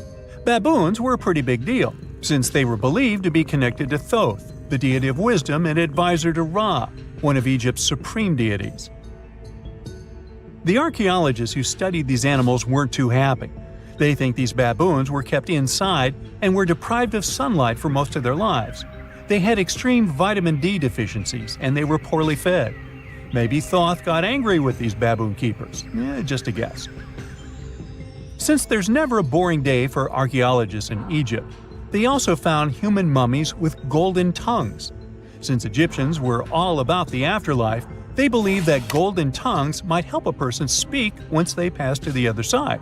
I mean, it's a long shot, but hey, why not? Some of these mummies were placed in wooden coffins with goods, such as necklaces, pottery, golden artifacts in the shape of lotus flowers and scarab beetles, and iPhones. Just kidding. A new temple was also unearthed recently in Egypt. Scientists believe it was dedicated to honor Zeus Cassius. That deity would be a cross between Zeus, the almighty Greek deity of the sky, and Mount Cassius. While digging around the Sinai Peninsula in Egypt, archaeologists spotted two pink granite columns poking out of the ground, and bingo. They believe these columns represented the temple's front gate and collapsed during an earthquake many years ago. And speaking of deities, there weren't only super serious deities. Recently, scientists unearthed a golden ring in a city south of Cairo. No, Frodo, it's not magical. It was a normal gold ring, but it had the depiction of the deity of fun, officially named Bes. This deity is often described in sacred texts as a happy chubby dwarf. Today, many tattoos we get are sorta deprived of any sense and are made of aesthetic purposes only. In ancient Egypt, though, women would get tattoos as a token of protection for childbirth. That's what scientists think, at least. Around the Nile region, scientists found some mummies that had well-preserved tattoos, which is a rarity since the skin deteriorates so easily. Two of these women tattooed their lower backs, and the drawings were simple. They were mostly pictures, including that same chubby dwarf we just talked about, Bes. He also had a side hustle as the protector of women during childbirth. Now, would you believe me if I told you ancient Egyptians invented robots? No? Well, that's because that's not entirely true. Sure, they were astronomers, mathematicians, and engineers, and somehow they also squeezed an eccentric invention into that package – an automated deity some scientists called Hathor. This wooden statue had been in the Metropolitan Museum of Art for years before someone noticed its secret. With the help of an X-ray machine, specialists discovered a mechanical operating system inside it. The pulley-like axis goes from the statue's shoulder to her left leg. When the system rotates, the statue raises and lowers her hand. Hey, pick me! I got my hand up here. No man shall ever find my tomb. That's what, according to rumors, Cleopatra once said. Rumor has it really wasn't about the gender. She wanted no living soul to disturb her, and I think she meant that no human would ever discover the location of her grave. But, surprisingly, it was indeed a woman who was closer than anyone before to finally discovering the Queen's resting place. Meet Kathleen Martinez Berry, a criminal lawyer turned archaeologist. She got so intrigued with Cleopatra's story that she packed her bags and went to Egypt with no official support and even no permission from the authorities. All she had was pure determination to find the Queen's tomb. Now, you could say Kathleen had always been ahead of the game. She skipped grades in school, mastered piano, chess, swimming, and martial arts, and grew up listening to top intellectuals debating in her home. And she even got her law degree at just 19, and archaeology was her side passion. She had never actually been to Egypt, never dug up a single artifact. But her fascination with Cleopatra went all the way back to an argument with her father in 1990. That day, she walked into his library looking for a copy of Antony and Cleopatra by Shakespeare. Her dad, Fausto Martinez, a professor and legal expert, casually called Cleopatra a seductress. Kathleen wasn't having it. She fired back, arguing that history had been totally unfair to Cleopatra. The Romans, she said, wanted to destroy her reputation, and for centuries, people had just believed their version of the story. The debate went on for hours, and in the end, her father admitted maybe he had judged Cleopatra too harshly. That conversation changed everything for Kathleen. From that day on, she read every ancient text she could find, especially Plutarch's account of Cleopatra and Mark Antony. The more she learned, the more convinced she became that Cleopatra wasn't just some queen who fell for the wrong guy.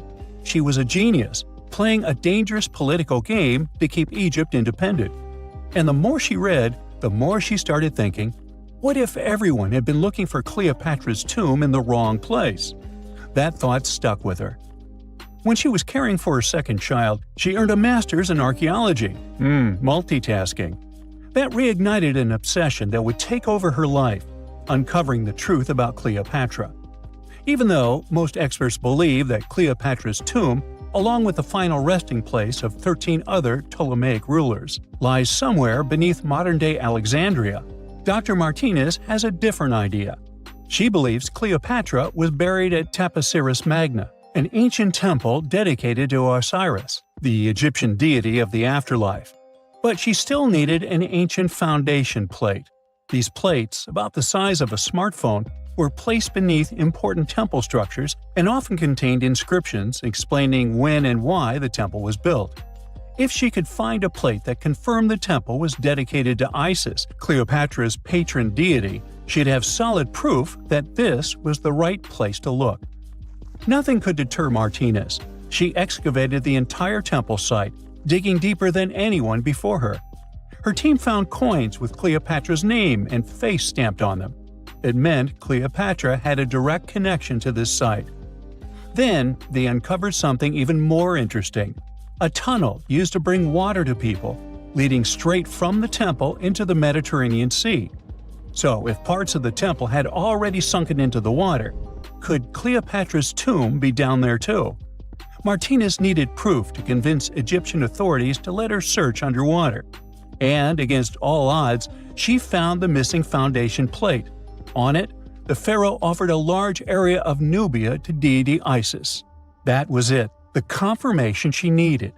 The temple was indeed dedicated to Isis, proving her theory wasn't just speculation. If one temple was on land, Martinez suspected the second temple, possibly Cleopatra's tomb, had collapsed into the sea.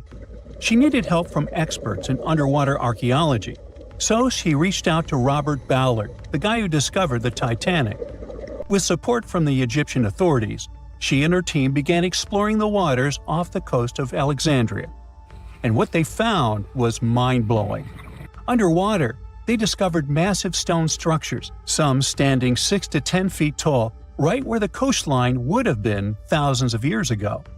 They also found basalt blocks, the same material used in the statues from the first temple. That meant one thing: those weren't just random rocks. They were the remains of a lost city, buried beneath the sea for centuries. Now, we can only wait and see whether Martinez and her team will be able to unravel one of the greatest mysteries of the past left by the outstanding woman that was Cleopatra.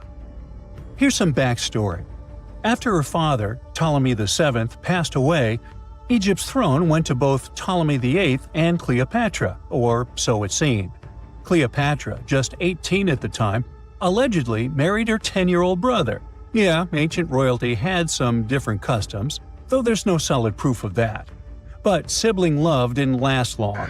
Young Ptolemy decided he wanted all the power for himself and tried to push Cleopatra out. Forced to flee the country, she didn't just sit around feeling sorry for herself.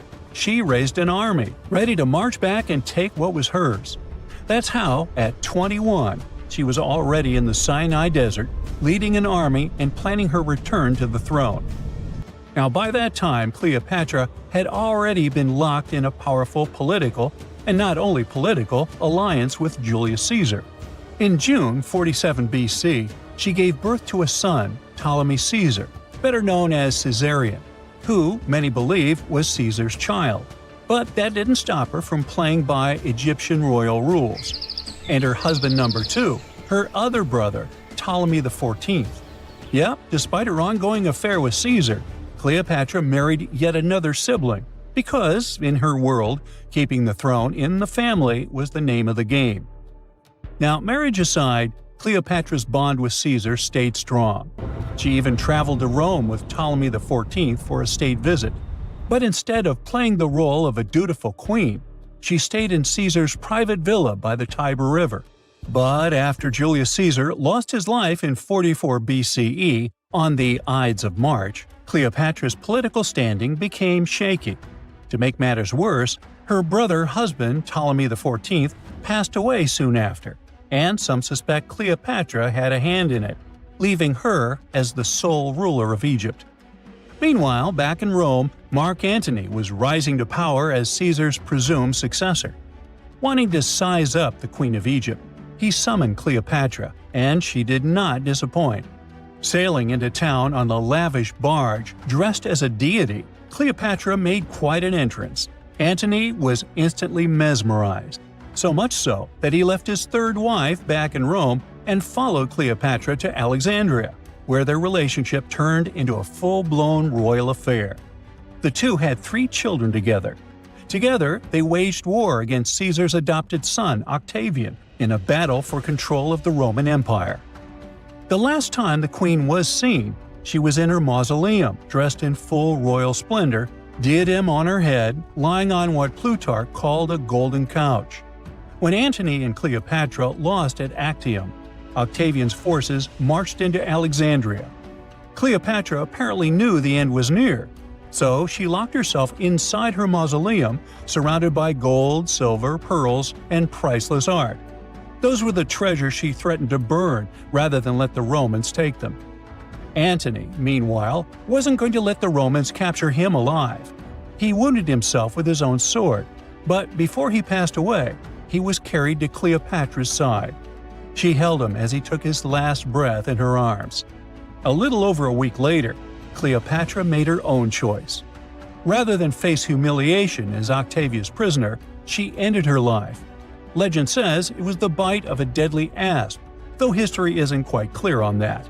At the time, Cleopatra was only 39. Sounds like a rather full life to me.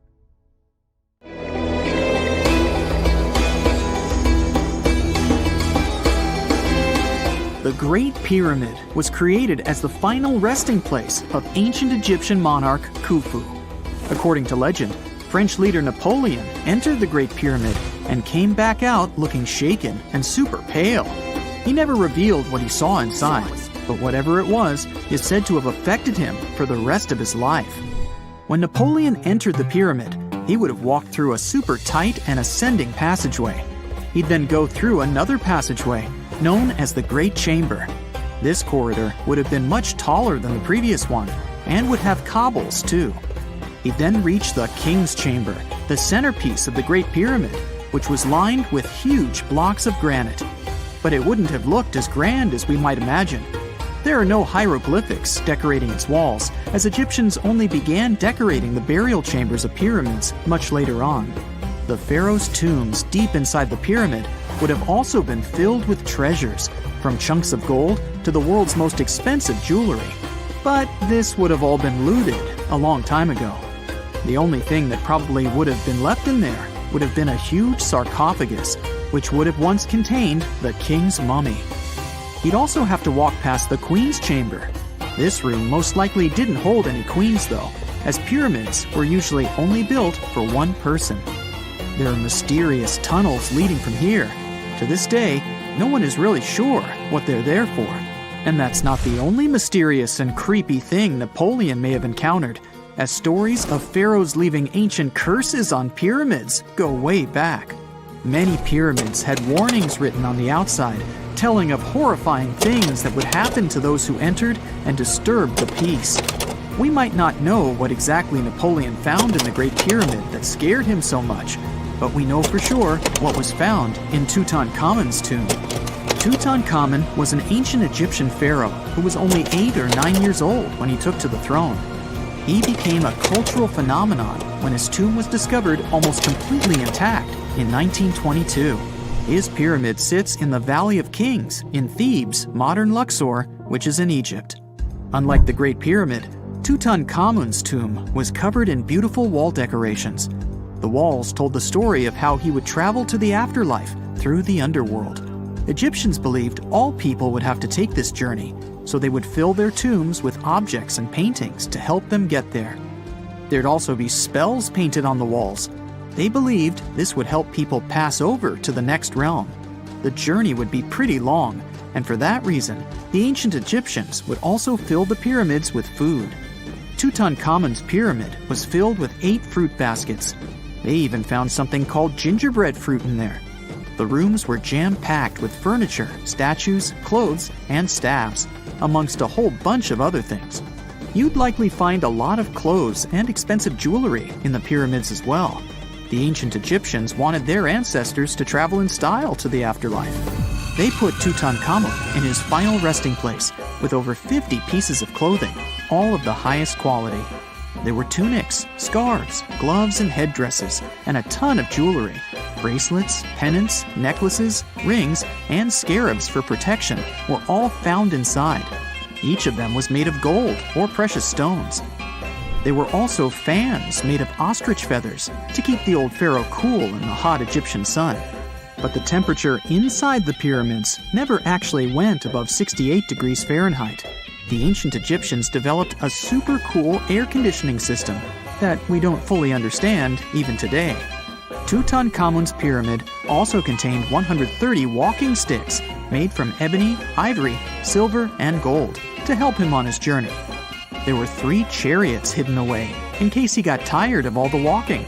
They also put 11 boat paddles inside, but there was no sign of any boat. The pyramids would be littered with the pharaoh's favorite scents and perfumes. During the excavation of Tutankhamun's pyramid, it quickly became clear that it had been robbed during ancient times. There was damage to doors and traces of oils left in empty jars. It looks like someone raided the pyramid for gold and the scents, perfumes, and oils that had been left for King Tut. There was still a bit of perfume, which was made from coconut oil and frankincense, left in one bottle. It seems like Pharaoh Tutankhamun loved board games. There was an ivory traveling set of senet in his pyramid. Although we don't know for sure exactly how to play it, we have figured out it was sort of an ancient Egyptian version of backgammon. It looks like it was a 2-player game where the goal was to knock your opponent off the board. Not really sure who Tutankhamun's mummy was supposed to play with, though. The ancient Egyptians had some rituals that may seem pretty strange to us. For example, they used to shave their eyebrows off if they ever lost a cat. So it's not too surprising they put some really weird things inside pyramids. Archaeologists discovered a collection of mummified cats and scarab beetles in pyramids that date back more than 4,000 years. They were found in the pyramids of Saqqara, which is south of Cairo. They also found a bunch of makeup kits and mirrors inside. Makeup was worn proudly by both men and women in ancient Egyptian times. Eyeliner was the most popular cosmetic.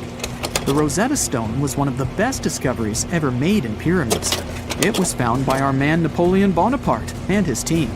It's a black granite rock that dates back to 196 BCE. It's transcribed in Greek, Demotic, and hieroglyphic.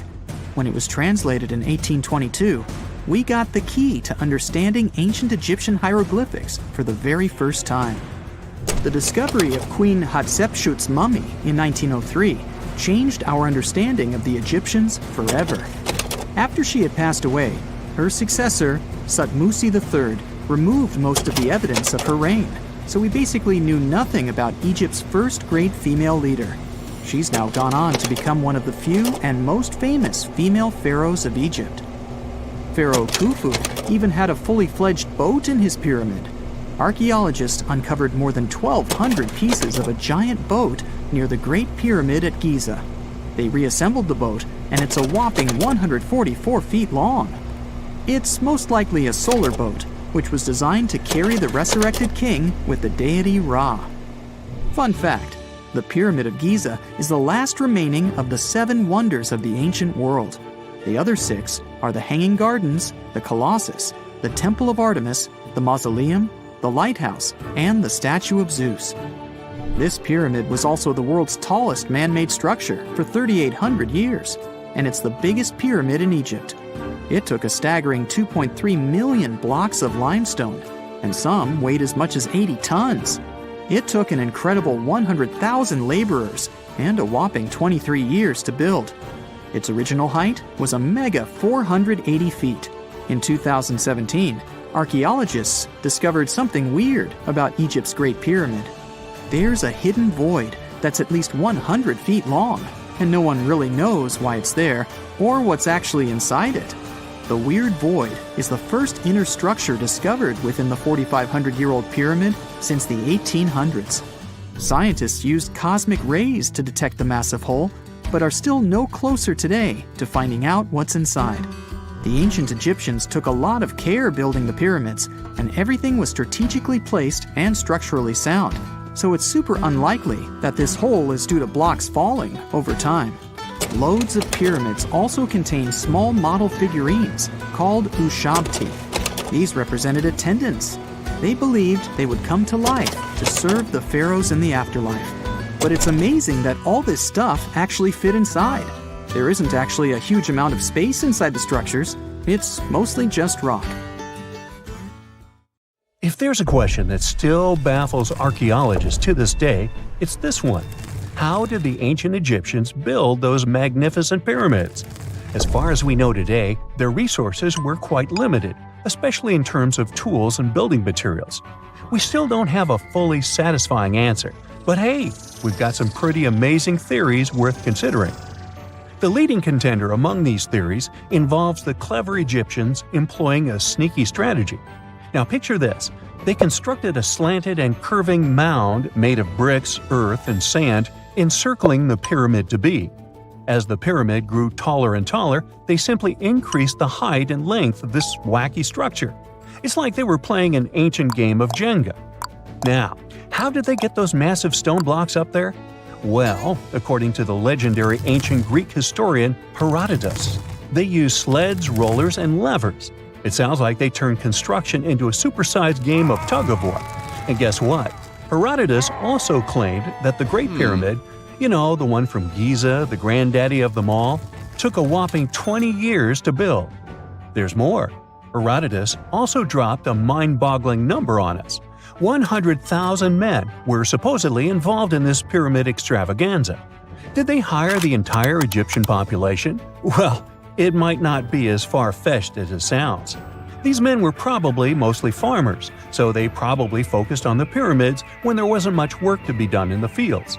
Like during the flood season of the Nile River. Obviously, specialists in the archaeological community had something to add to this theory. By the late 20th century, they discovered some evidence that suggests the workforce might have been smaller and more permanent than previously thought. Instead of a massive army of 100,000 pyramid builders, they proposed that a modest crew of around 20,000 workers, accompanied by support personnel like bakers, physicians, and even spiritual leaders, could have gotten the job done. There was also this theory that claimed that the pyramids were actually built from the top downward. It suggested that these colossal structures were nothing more than isolated hills used as quarries. The stones were supposedly drawn from these hills, and over time, competing engineers took charge and transformed them into the iconic pyramids we know today. Now, before you dismiss this theory as a wild fantasy, some folks thought it wasn't completely crazy. After all, there are instances where isolated hills exist, so maybe this theory had a tiny glimmer of truth. Whether it involved ramp building or ingenious work schedules, one thing is clear. Those pyramids have definitely left their mark on history and on our imaginations. Now, speaking of ancient Egyptian mysteries, there's this gigantic unfinished obelisk sitting in ancient Egypt, and scientists are trying to figure out how it was shaped. Now, some people suggest that our industrious ancestors used handheld pounders to get the job done. One expert has a different take on the matter, though. He argues that if we take a closer look at the pattern left behind by the shaping tool, we'll notice something peculiar. The walls of the trenches surrounding the obelisk display a neat and even pattern, which is pretty unlikely if they were pounded away by mere mortal hands. According to this expert, those horizontal striations are usually the result of a tool that takes breaks while removing material, leaving its mark on the surface. But wait, there's more. Imagine the tool being rocked back and forth against the trench walls, clearing away the waste to keep the trench from narrowing. Well, in that case, the tool might have left some funky horizontal striations where it was pressed against the sidewall. This sounds like some fancy technology at play, don't you think? And guess what? The dynastic Egyptians probably didn't have access to that kind of know-how. Another famous Egyptologist from way back also uncovered a bunch of core drills during his adventures. Although the actual drill bits are missing, his collection houses these particular core remnants made of limestone, alabaster, and even granite. These constructions aren't the only amazing thing the ancient Egyptians left behind, though. As it turns out, the Egyptians were the genius minds behind the creation of the handheld mirror. Yeah, that little mirror you use every day to check yourself out. But here's the twist. These mirrors are like pieces of art. They were decorated with inscriptions and figures. But that's not all. The Egyptians had a serious concern with their appearance. They knew the importance of personal hygiene and looking fabulous.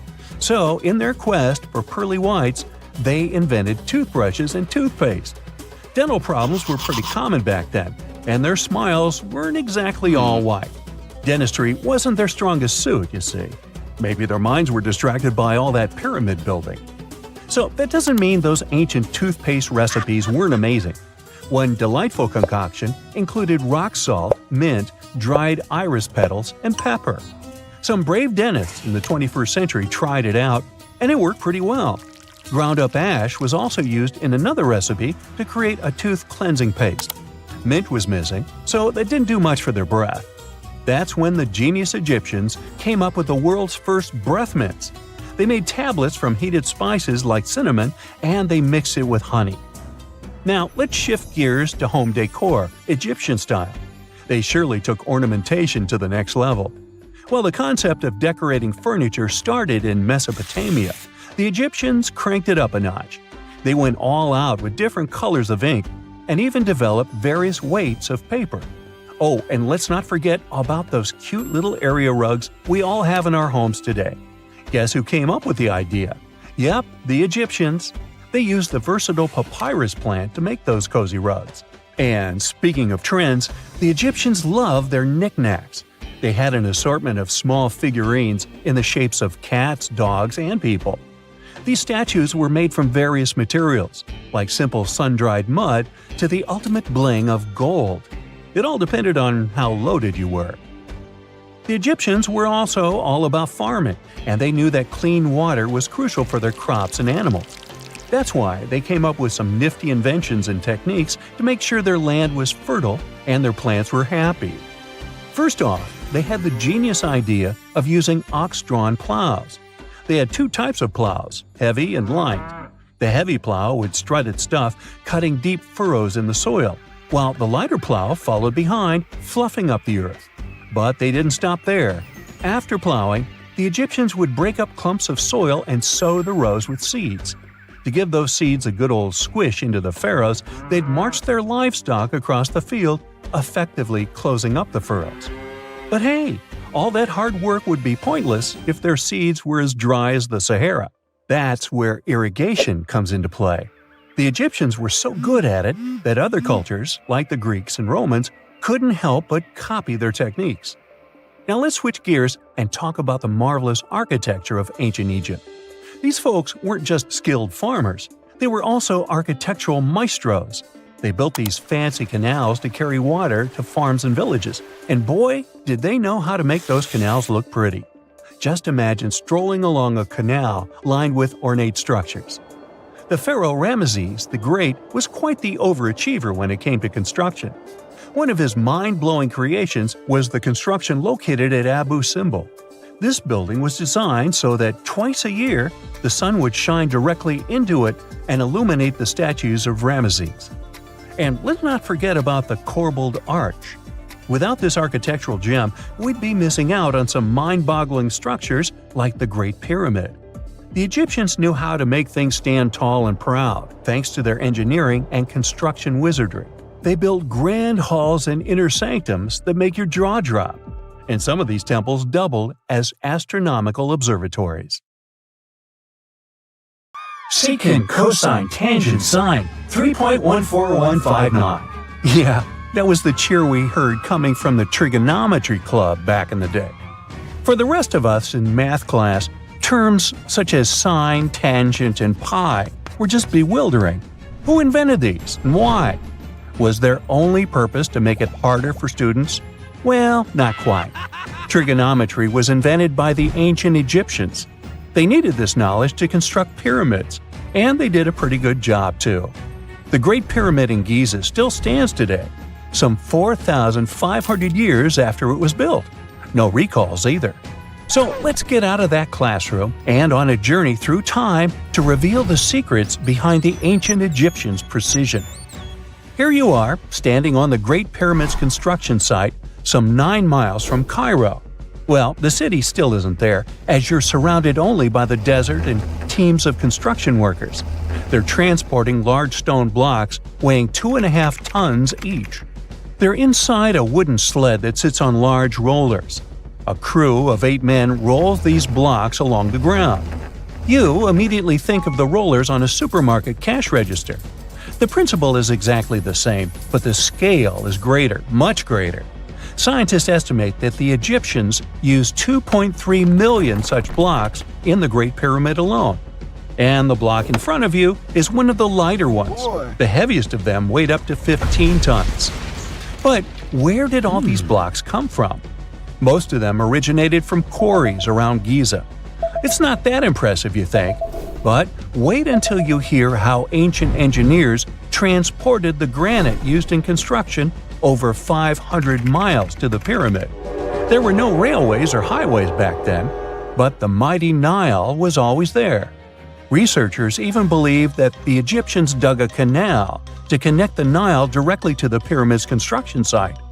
All they had to do then was to wait for the flood season to begin, and voila! The rising water levels floated the heavy stone blocks for them. But how did they lift the enormous stones on dry land to stack them up to the top? Did they use oversized cranes? Well, ancient Egyptians worked around this problem, literally speaking. One of the workers is now pointing to the giant ramp going around the pyramid they're building.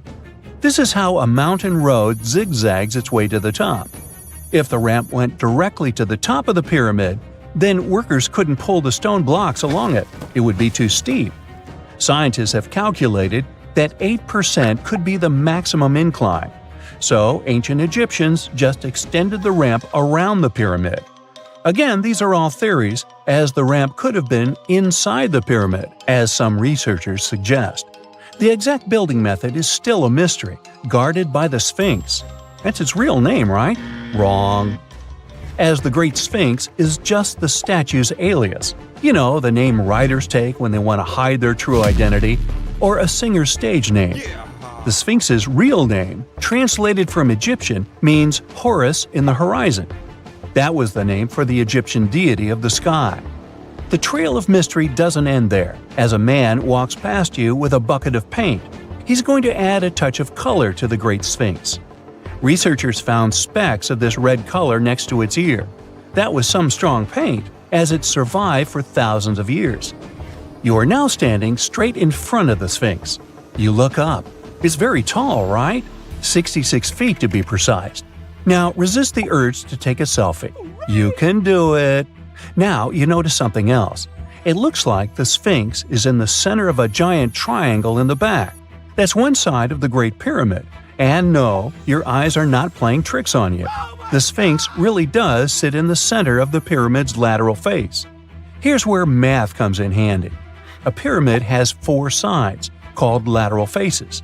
There's also a 5th face, the base, but that's not visible. It's, wait for it, face down. The Sphinx has one last mystery to reveal: its age. Scientists agree that Pharaoh Khafre built the Sphinx. He ruled after his father, who had built a great pyramid nearby. So both structures were finished around the same time. Let's talk about numbers again. You've heard of Cleopatra, the Egyptian princess described as a woman of great beauty. Hello? She saw the pyramids, but she lived closer to the time of the first iPhone than the time of the people who built the pyramids. Fascinating, right? You can see thousands of people around you. They're working hard to build the pharaoh's tomb. But how many of them are there exactly? One Greek philosopher estimated there were as many as 100,000 workers.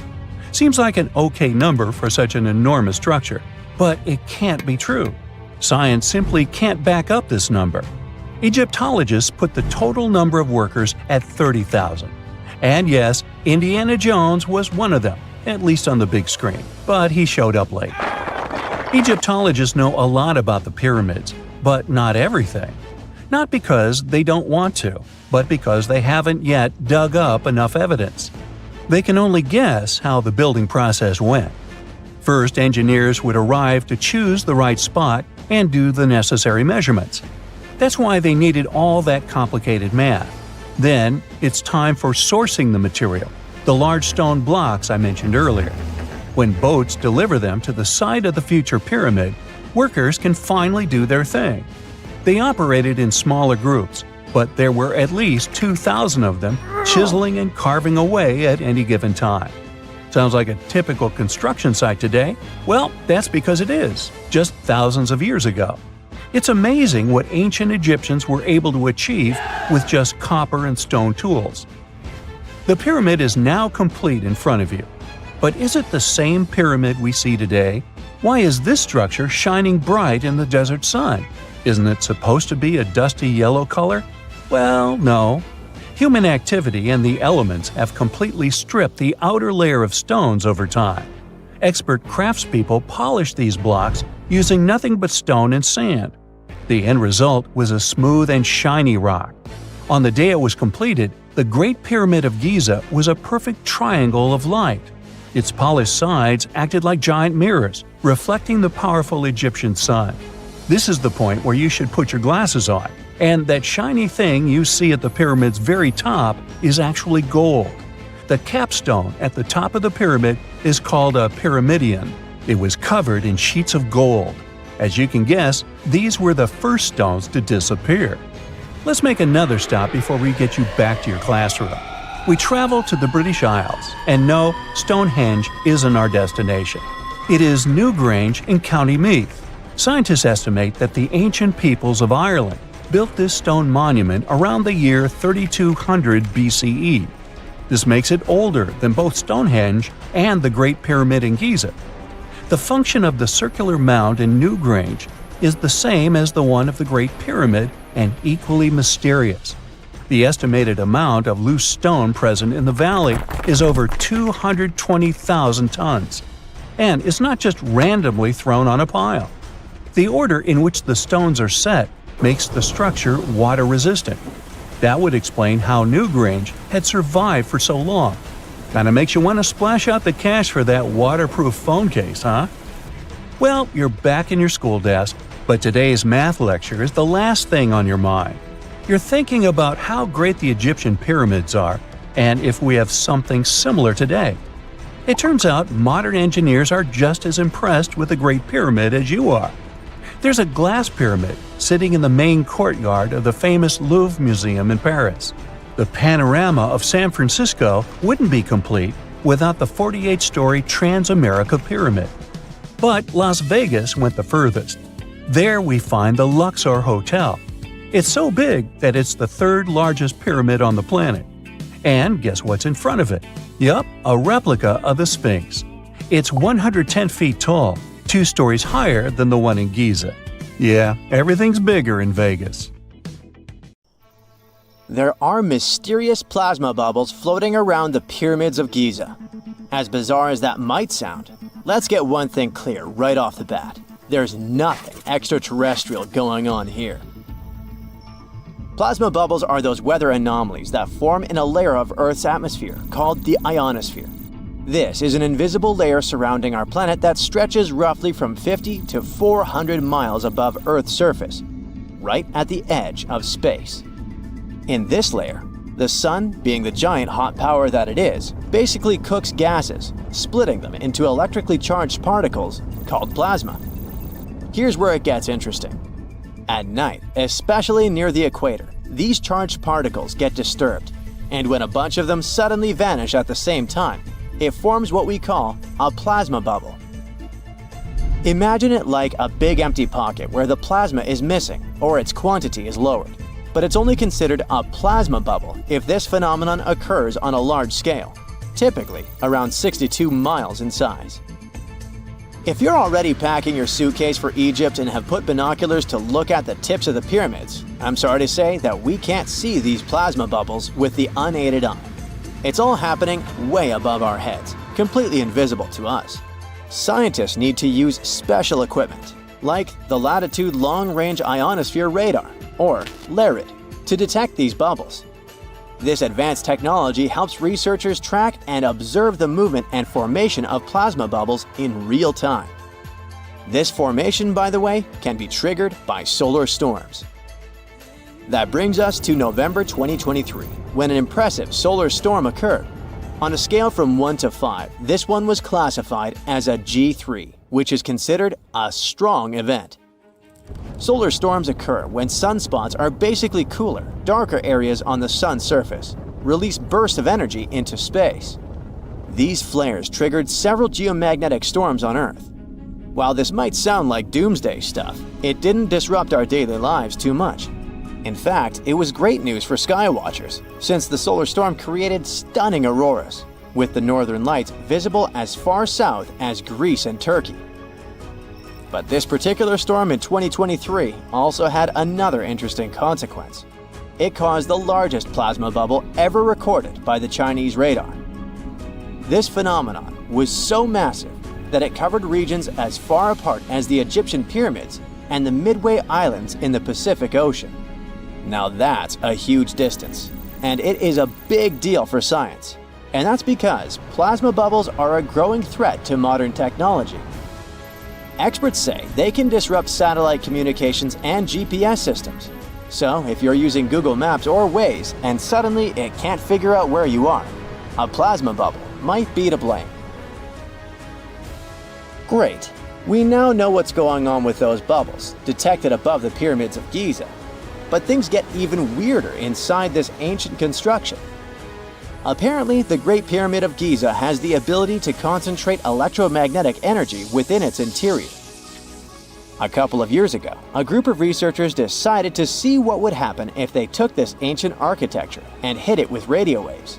I mean, waves that are similar to the kind your phone uses, but on a much larger scale, up to 1,900 feet long. But since they couldn't just start blasting radio waves at the actual pyramid, they did the next best thing: computer modeling. Using these simulations, the researchers discovered something incredible. The Great Pyramid can actually concentrate electromagnetic energy within its internal chambers, as well as underneath its base, where an unfinished chamber is located. By concentrate, I mean something like trap it. For example, when you shout into a cave, you hear your voice echo back, right? The sound waves don't just disappear, they bounce around and get focused. Similarly, when radio waves hit the pyramid, they don't just pass through or around it. Instead, they get absorbed, bounce around, and focus inside and underneath the pyramid. Our list of mysterious phenomena surrounding the Egyptian pyramids doesn't end there. Inside the pyramid, there's a long, narrow passage that leads to what's known as the King's Chamber. This room sits at the center of the pyramid, and it's believed to have been the final resting place of Pharaoh Khufu, the ancient Egyptian leader who commissioned the entire thing over 4,000 years ago. When visitors step into the King's Chamber, two things normally strike them: the room's incredible acoustics and its heavy, imposing structure, which is entirely lined with red granite. Recently, scientists have started to connect these two facts. Some researchers now believe that the King's Chamber might be able to catch or pick up sound energy generated from other parts of the pyramid. In other words, this room might have been designed to amplify sound in a way that no other chamber in the pyramid can. To test this theory, researchers conducted an experiment where they sang in the Queen's Chamber, which is located directly below the King's Chamber.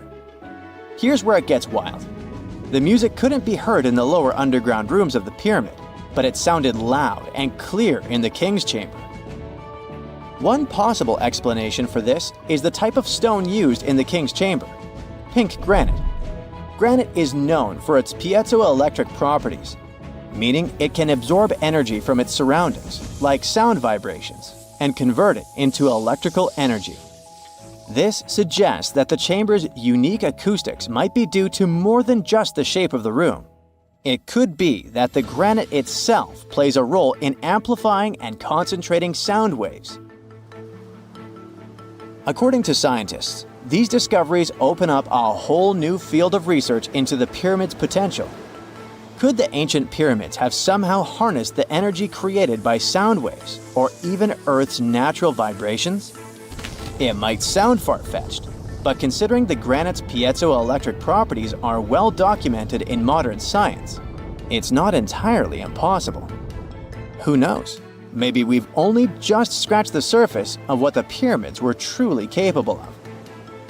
Speaking of just scratching the surface, there's even more to think about, like how the pyramids ended up in such a perfect location. It seems the builders lined up the Great Pyramid with the cardinal points, meaning its sides are almost perfectly aligned with the four main directions: north, south, east, and west. There are many theories about how they did it, but one study suggests that Egyptians might have used the fall equinox to achieve this perfect alignment. During the equinox, the sun rises and sets directly in the east and west. It probably made it easier for builders to use the sun's position as a guide. By watching the sun during this time, they could make sure the pyramids were positioned just right. If we think about all these strange things about the pyramids, I mean, their perfect alignment, the ability to concentrate radio waves, and the materials used in the chambers that might generate electrical energy, could the real purpose of the pyramids actually be much more complex than just being tombs? Well, Nikola Tesla thought so. It is said that the famous inventor and engineer was kind of obsessed with the Egyptian pyramids, and he wondered if they might actually be giant energy transmitters. He believed the shape and position of the pyramids could help them function as huge generators, capable of producing free, limitless energy. Some researchers agree with Tesla and believe that these massive monuments might have been designed as giant power plants. According to their theory, builders could have figured out how to move ions, those electrically charged particles in the atmosphere, by placing materials like copper, gold, and silver around the pyramids. So, it's definitely possible that the ancient Egyptians created a sustainable, renewable power source. Although this is a very interesting thought, we haven't been able to confirm this theory, and the true purpose of the pyramids remain one of humanity's biggest mysteries. You have heard about Nikola Tesla. You have definitely heard about the Great Pyramids in Egypt. But what if I told you that Tesla may have probably uncovered the ancient mysteries surrounding the pyramids? Wait, what? Is this a crossover episode? Nope. It's highly probable that the secrets of the pyramids are hidden in plain sight. But first, let's recap what we know about the pyramids. What's so mysterious about them? I mean, they are just old quirky buildings, aren't they? One of the biggest questions is how they were built. Some people think that the pyramids were created by people using only their hands and muscles. But others think that there might have been some kind of crazy energy source that we don't know about yet. Like, what if aliens helped out or something? Just kidding. But this idea of some unknown energy source being used to build the pyramids has been around for ages. Even in old texts, like the pyramid texts, it talks about how the gods gave us something to build a great power. So maybe there was something really powerful and mysterious going on back then? Who knows? Back in the early 1900s, he got obsessed with the Great Pyramids of Egypt. He read numerous books about these ancient structures and was blown away by how much energy they seemed to have. At that time, not many people knew much about electricity, and Tesla started to wonder if there was some kind of advanced tech hidden in the pyramids. He had an idea that the power of the pyramids had to do with electromagnetism, and he put a lot of time and effort into trying to figure out the mystery. Tesla had some pretty unusual theories about the Great Pyramids.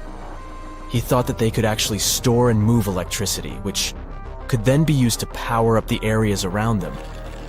He also had this theory that the pyramids were built using some kind of crystal energy. He believed that the chambers inside the pyramids could have these super powerful crystals that could control the electromagnetic fields. But that's not all. Tesla also had this idea that the materials used to make the pyramids had properties that allowed them to trap energy from the sun and the moon. And not just a little bit of energy. He thought that the pyramid could actually create this massive energy field that could light up whole cities or even brighten up dark places. He thought that the pyramids could be used as giant power plants to generate electricity and run machines. Tesla even believed that the pyramids were somehow linked to cosmic energy, which could be used for spiritual enlightenment and healing. How very new age of him. Anyway, Tesla wasn't just pulling these ideas out of thin air.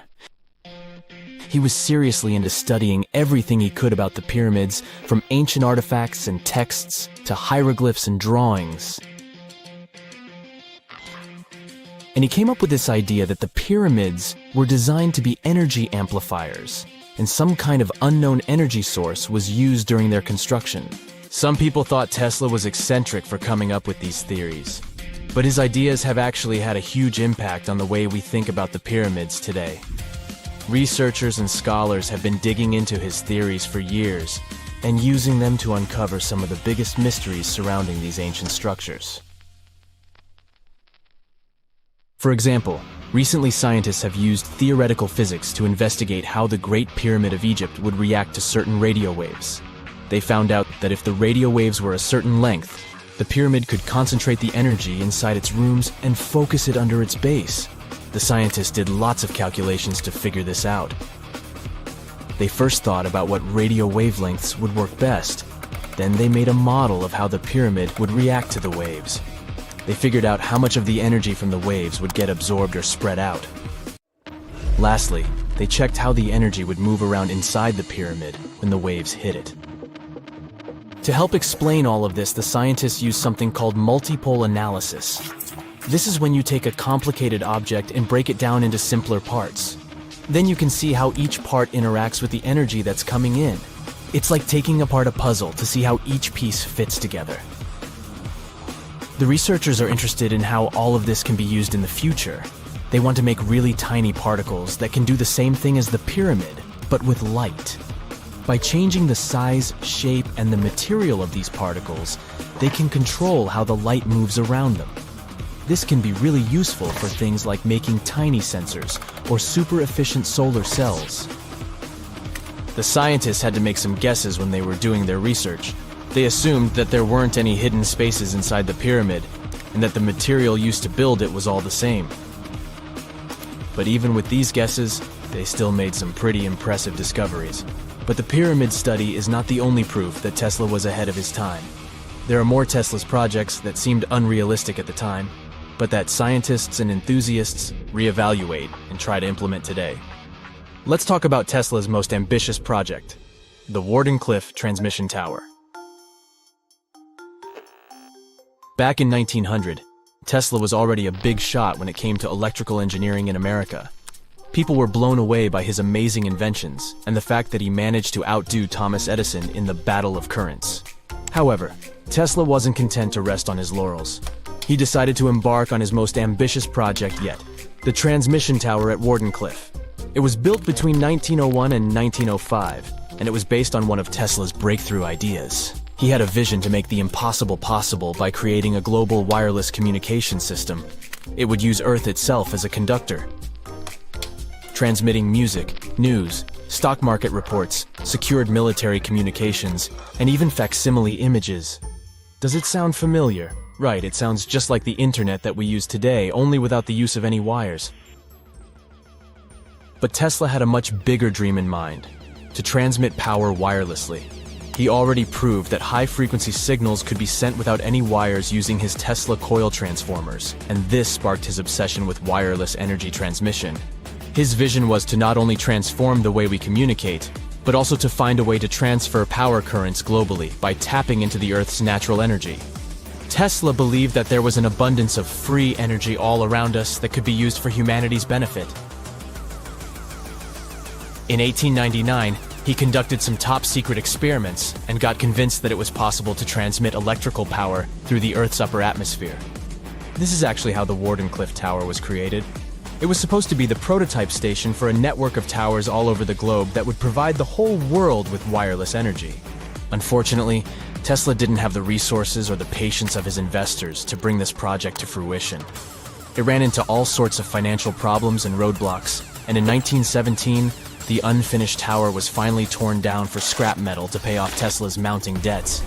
Now it remains a sad reminder that even the greatest minds can sometimes fall short of their dreams. The original red brick laboratory, however, is still there, and it is the only Tesla lab that has survived. Fun fact, in 2017, a film crew made a crazy discovery.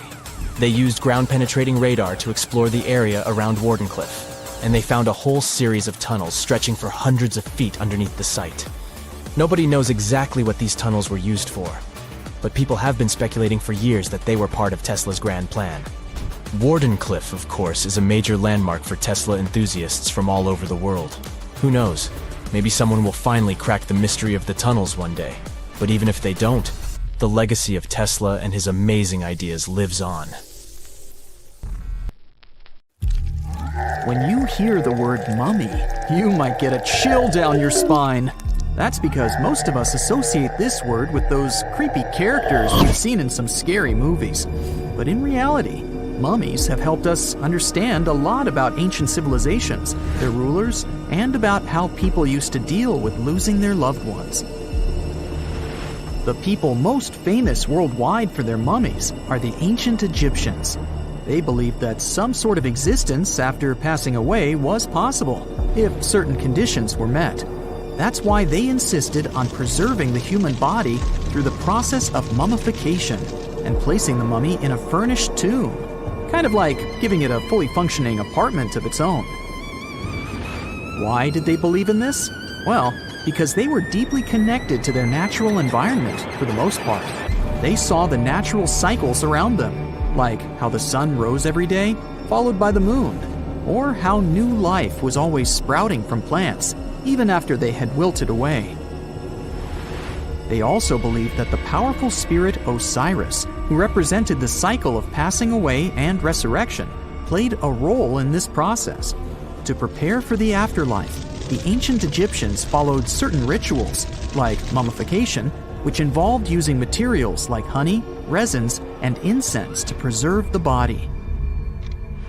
There's no other mummy more popular than that of King Tut.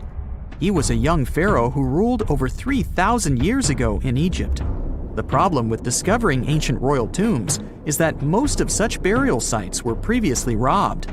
People knew ancient rulers had been left with many valuable belongings, so those locations became vulnerable to thieves. When King Tut's tomb was opened in 1922, people were excited because it had not been robbed, like many other previously discovered royal tombs. That's how well hidden it was. Inside, his mummy was encapsulated in a total of 3 coffins, including one made of gold. The objects found in his tomb showed us what ancient Egypt was like, and studying his mummy also helped us learn about the culture and practices popular at the time when he passed away. We also learned about his family by looking at his DNA. Scientists were able to discover that he had had a disease called malaria and a problem with his foot that might have made it hard for him to walk. Ramses II was another pharaoh in Egypt who ruled for 68 years, which was quite a lot back in the day. He was known for his expansion campaigns and building projects. Many objects from his time as a ruler still exist today, including a large statue of him. Ramses II was about 6 feet tall and lived to be about 90 years old. After looking at his mummy, scientists concluded that he may have had a medical condition that affected his spine. Now, remember those thieves I mentioned before? They are probably the reason why Ramses II ended up in a plain coffin in a secret collection of royal mummies at Deir al-Bahari, which was rediscovered in 1881. Thankfully, archaeologists were able to identify him because his journeys had been recorded on his wrappings. The process was really tedious too. In fact, in ancient Egypt, the mummification process could take a staggering 70 days to complete. A special person would say a very specific speech while delicately handling the body and drying it out using a type of salt called natron. They also used linen and resin to make the body look more lifelike and to wrap it in cloth. The tomb was equally as important for ancient Egyptians. The walls of King Tut's tomb, for example, were adorned with intricate artwork that depicted his journey to the afterlife, from his burial procession to his passage through the underworld. The ancient Egyptians believed that everyone made this journey after passing away, and they filled their tombs with items and paintings to help the person in their spiritual travels. Additionally, the walls of the tomb were decorated with spells from a special book, which contained a collection of poems that the Egyptians believed would help people reach the afterlife. And speaking of how important this journey was, people also placed food in these ancient tombs.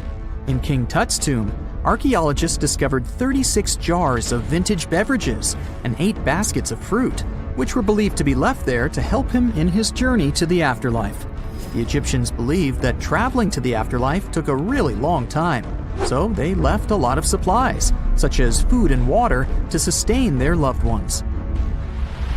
Pharaohs also generally had numerous luxurious garments and beautiful jewelry in their tombs to ensure that they would have a fashionable journey.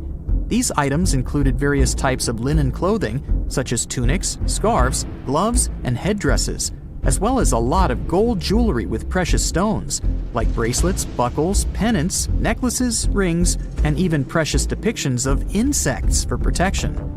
Some were also deposited with fans made from ivory and ostrich feathers to keep them cool in the afterlife. Some ancient rulers were even placed in their forever apartments along with boats. For example, Pharaoh Khufu built the Great Pyramid at Giza as his tomb, and a large ship was found inside. King Tut, however, was buried with multiple boat paddles, but no actual boat. Instead, he had 3 chariots and numerous walking sticks made of precious materials, perhaps indicating he'd rather travel to the beyond by land, not by water. Amongst the most interesting objects found near ancient mummies are bottles of oils and perfumes. If rulers were supposed to be fashionable, why not smell nice too, right? Also, some of them had some ancient kinds of board games, most of them made out of precious materials like gold or ivory. One of those games was called Senet. It was very popular amongst the ancient Egyptians and very similar to modern-day chess. The ancient Egyptians may have the most famous mummies out there, but they weren't the first to invent the procedure. In fact, it all started in South America with an ancient civilization named the Chinchorro. As far as we know today, these people were the first to mummify their loved ones that had passed away. They did it somewhere around 2,000 years before the Egyptians started their own rituals. Sure, we can tell a lot about ancient rulers by studying these mummies, but until recently, we had no idea what they really looked like during their lifetime. Not so long ago, though, some very special mummy paintings were found by archaeologists studying ancient Egyptian objects. These mummy portraits are highly detailed paintings of individuals that were made while they were still alive. Such paintings were often painted on wood, as opposed to the classical portraits we all know about, which are painted on canvas. They are known for their realism and beauty, and have even been used by researchers to diagnose diseases by comparing them to the corresponding mummies. Some of these portraits also include depictions of jewelry, which was later found on the mummies. The recent discovery of these mummy portraits in Central Egypt is significant, as it marks the first time in over a century that such paintings have been found. Mummies appeared all around the world naturally, too. Mummification can occur without people intervening because of natural conditions, like extremely cold or hot environments, places with a lack of oxygen, or accidental exposure to chemicals that preserve the body. These conditions don't allow bacteria to grow, resulting in the body remaining more or less intact. Famous Otzi was one of these mummies. We know today he was a man who lived around 5,000 years ago in Europe. But upon his discovery in the Alps in 1991, Austrian authorities initially believed that he was a modern mountaineer because of how well preserved the body was. However, after the Iceman was removed from the glacier, it was determined that he was actually from the Copper Age. X-rays are a type of invisible radiation that can pass through our bodies and objects. They're very important in the field of medicine because they allow doctors to see inside our bodies without having to perform surgery. Now, let's dive into how X-rays work. They're a kind of electromagnetic radiation, just like light or radio waves. However, they have much higher energy than light, which makes them able to go through objects that light cannot. Imagine you have a powerful flashlight. If you try to shine it through a wall, the light won't go through because the wall is too thick. But these rays have enough energy to go through walls and even our bodies. The discovery of X-rays happened by accident in the late 19th century. A scientist was experimenting with cathode rays, which are a type of radiation. He was working in his lab and noticed that a nearby fluorescent screen started to glow, even though it was not directly exposed to the cathode rays. He realized that something invisible was causing the fluorescence, and he named it X-ray, because X is the mathematical symbol for something unknown. He continued experimenting with such rays and discovered that they could pass through many objects, like flesh and bones, but not through denser materials like metal. He also found that X-rays could create images on photographic plates, just like a camera takes pictures. The way this works is quite fascinating. Imagine you're standing in front of a bright light and you hold your hand in front of your face. Your hand blocks the light and you can't see through it. But if you place a sheet of tissue paper in front of your hand, some light will pass through, and you'll be able to see the outline of your hand. X-rays work in a similar way. When a doctor wants to take an X-ray of a part of your body, they will ask you to stand or lie down next to a machine. This device has a special plate that can capture the image. Let's say the doctor wants to further examine your arm. They will place the X-ray plate on one side of your arm and the machine on the other side. Then, the machine will produce a controlled burst of X-rays that pass through your arm. Remember how we talked about the tissue paper allowing some light to pass through? Well, in this case, some of those X-rays will go through your arm, while others will be absorbed or blocked by the denser parts of your body, like bones. The plate captures the X-rays that pass through your arm, and it creates an image. This image shows the bones and other structures inside your body, allowing the doctor to see if there are any problems or injuries. Now, you might be wondering why X-rays can pass through some things but not others. It has to do with the density and composition of the objects. Denser materials like bones absorb more X-rays, so they appear white in the image. So when you look at the result, you'll see your bones as white shapes. Other tissues like muscles and organs are less dense and allow some of those rays to pass through, so they appear as gray shadows. What if I told you there's a whole new way you can peek inside objects, but without using X-rays? I'm not talking about magic powers. Take a comfortable seat while I explain what mutography is. This fascinating scientific technique allows us to see inside objects and even beneath the Earth's surface using a special type of particle called a muon. These elementary particles are very similar to electrons, but they're much heavier. They are created high up in the Earth's atmosphere when cosmic rays, which are particles coming from space, collide with the air molecules. Now, muons are special because they can pierce through different materials. They can pass through rock, soil, and even buildings. Scientists realized this potential back in the 1950s when they were studying cosmic rays and noticed that some of the particles could pass through thick materials. The first muography experiments took place in the 60s. Specialists discovered that muons can be detected using special devices called muon detectors. These detectors are usually placed underground or in specially designed laboratories to shield them from other particles and background radiation. Now let's dive into how muography actually works. Imagine you have a large object, like a pyramid, a mountain, or even an ancient statue, and you want to see what's inside without damaging it. First, detectors are positioned around the object or in the area you want to examine. These detectors are sensitive to muons and can track their paths. When such a particle passes through a detector, it leaves a trace, like footprints in the sand. By collecting data from multiple detectors, scientists can reconstruct the paths. Here's where things get really cool. The Earth's atmosphere acts like a natural filter for muons. It turns out that the more massive an object is, the more particles it will block. So, if you have a large, dense object like a mountain, fewer muons will pass through it compared to a smaller, less dense object, like an empty box.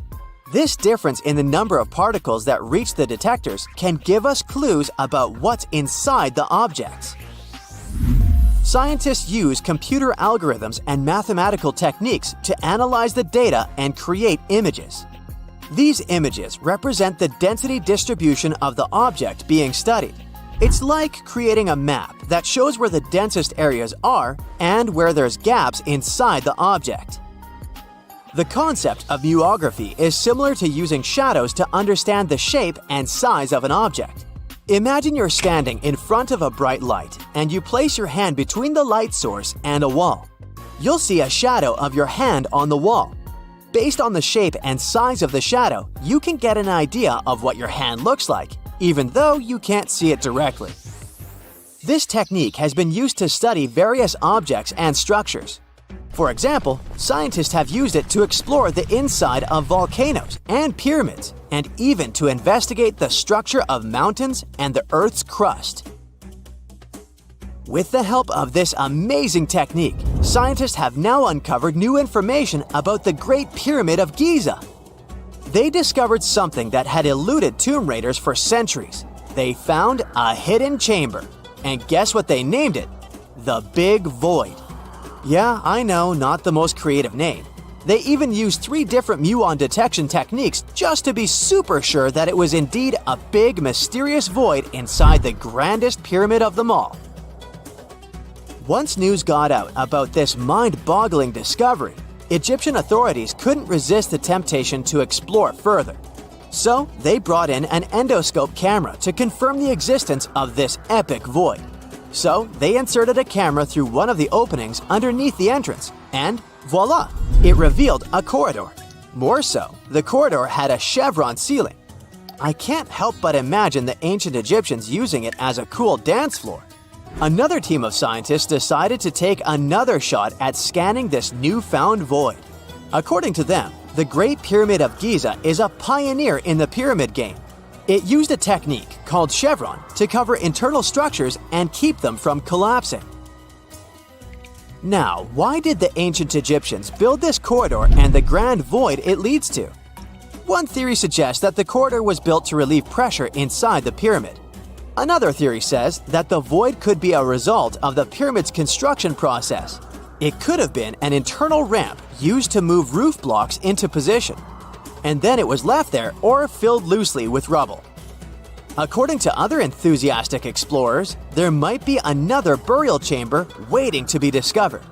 They believe that the pyramids were built with a dash of randomness in the construction process. As the builders worked their magic, they realized that some chambers wouldn't be able to handle the weight of a majestic sarcophagus. So they made adjustments on the fly, creating new plans as they went along. In November 1922, a boy walked through the desert mountains of Egypt and discovered some ancient steps carved into the rock. Subsequently, this find became one of the world's largest and most significant archaeological discoveries. This step was part of Tutankhamun's untouched tomb. Archaeologists found about 5,000 ancient objects, including jewelry, fabrics, painted vases, and funeral masks. You've probably seen one of them. It has become one of the most recognizable attributes of ancient Egypt. More than 100 years have passed since then, and now humanity has finally become close to another large-scale discovery, the tomb of Cleopatra. This queen was the last active ruler of the Ptolemaic Kingdom of Egypt, who sat on the throne from 51 to 30 BCE. There are many ancient records about Cleopatra, her reign, and her unusual personality, but until now, no one has discovered the secrets about her passing away in the burial place. So, one archaeologist, Dr. Kathleen Martinez, has been studying ancient records and temples around Alexandria for decades, and concluded that the tomb of the queen should be located under the ancient city of Taposiris Magna, founded in 280 BCE. It was a big city on the northern coast of Egypt, where tens of thousands of people were engaged in trade and industry, and it seems that Dr. Martinez's guesses turned out to be correct. She and a group of archaeologists have discovered a secret underground tunnel near Alexandria, with a length of about 0.8 miles. It was cut into the rock under Taposiris Magna's temple. During further excavations, they found many things that indicate Cleopatra's tomb lies in the tunnel's depths. It's also possible that she is buried there together with the Roman commander, Mark Antony. According to ancient records, Cleopatra and Mark Antony loved each other and together opposed the Roman Senate, which declared Antony a traitor. The fact that natural disasters have occurred on the territory of Taposiris Magna for thousands of years can complicate the excavations. Earthquakes and floods destroyed the city and possibly flooded its underground tunnels. But archaeologists hope the ancient tomb remains untouched, and that it hides many treasures and records about the royal life of ancient Egypt during the reign of the last dynasty. There's a chance that excavations will go underwater and in the mud. This will require much time and funding, but archaeologists are sure it's worth it. Anyway, it's too early to say that Cleopatra is really buried there, but scientists have found many things in the tunnel that confirm this, including clay pots, dozens of coins with the image of Cleopatra and Alexander the Great, as well as a bust with the image of the Egyptian queen. Cleopatra is still one of the most popular personalities in Egypt, on an equal footing with Ramesses III and Tutankhamun. She inspired many films, paintings, and books, but what made her so popular? She became famous for her inconsistency. She was a beautiful, intelligent ruler who pulled Egypt out of the crisis and made it a prosperous power. Medieval Arabic texts say she knew chemistry, mathematics, and philosophy, and may have written several scientific books. She knew several languages and had excellent diplomatic skills. At the same time, there are many legends that she was a femme fatale who drove many men crazy. However, there's no evidence that her beauty was incomparable. The image of a stunning model was created by Hollywood when it made several films where famous actresses performed the role of Cleopatra. And the Roman Emperor Octavian, the adopted son of Julius Caesar, specially created the image of Cleopatra as an insidious seductress because he was her enemy. Even though she was born in Egypt, Cleopatra wasn't an Egyptian. Her ancestors were Greeks, among whom was one of the generals of Alexander the Great. However, the people of Egypt loved her. She learned the language and was very sensitive to the traditions of this country. She knew the history, mentality, and customs of ancient Egypt well. She raised the level of its economy and strengthened its status as a world power. Much of this was made possible thanks to her cunning and impressiveness. She loved theatrical performances and lavish celebrations. She knew how to surprise people and put on a show. But behind the exterior image of a luxury lover was an intelligent and calculating ruler. Ancient Egypt was a rich, luxurious country, and Cleopatra did everything to increase its wealth and strengthen its position in the international arena. For example, she was once in conflict with her brother Ptolemy XIII Odd.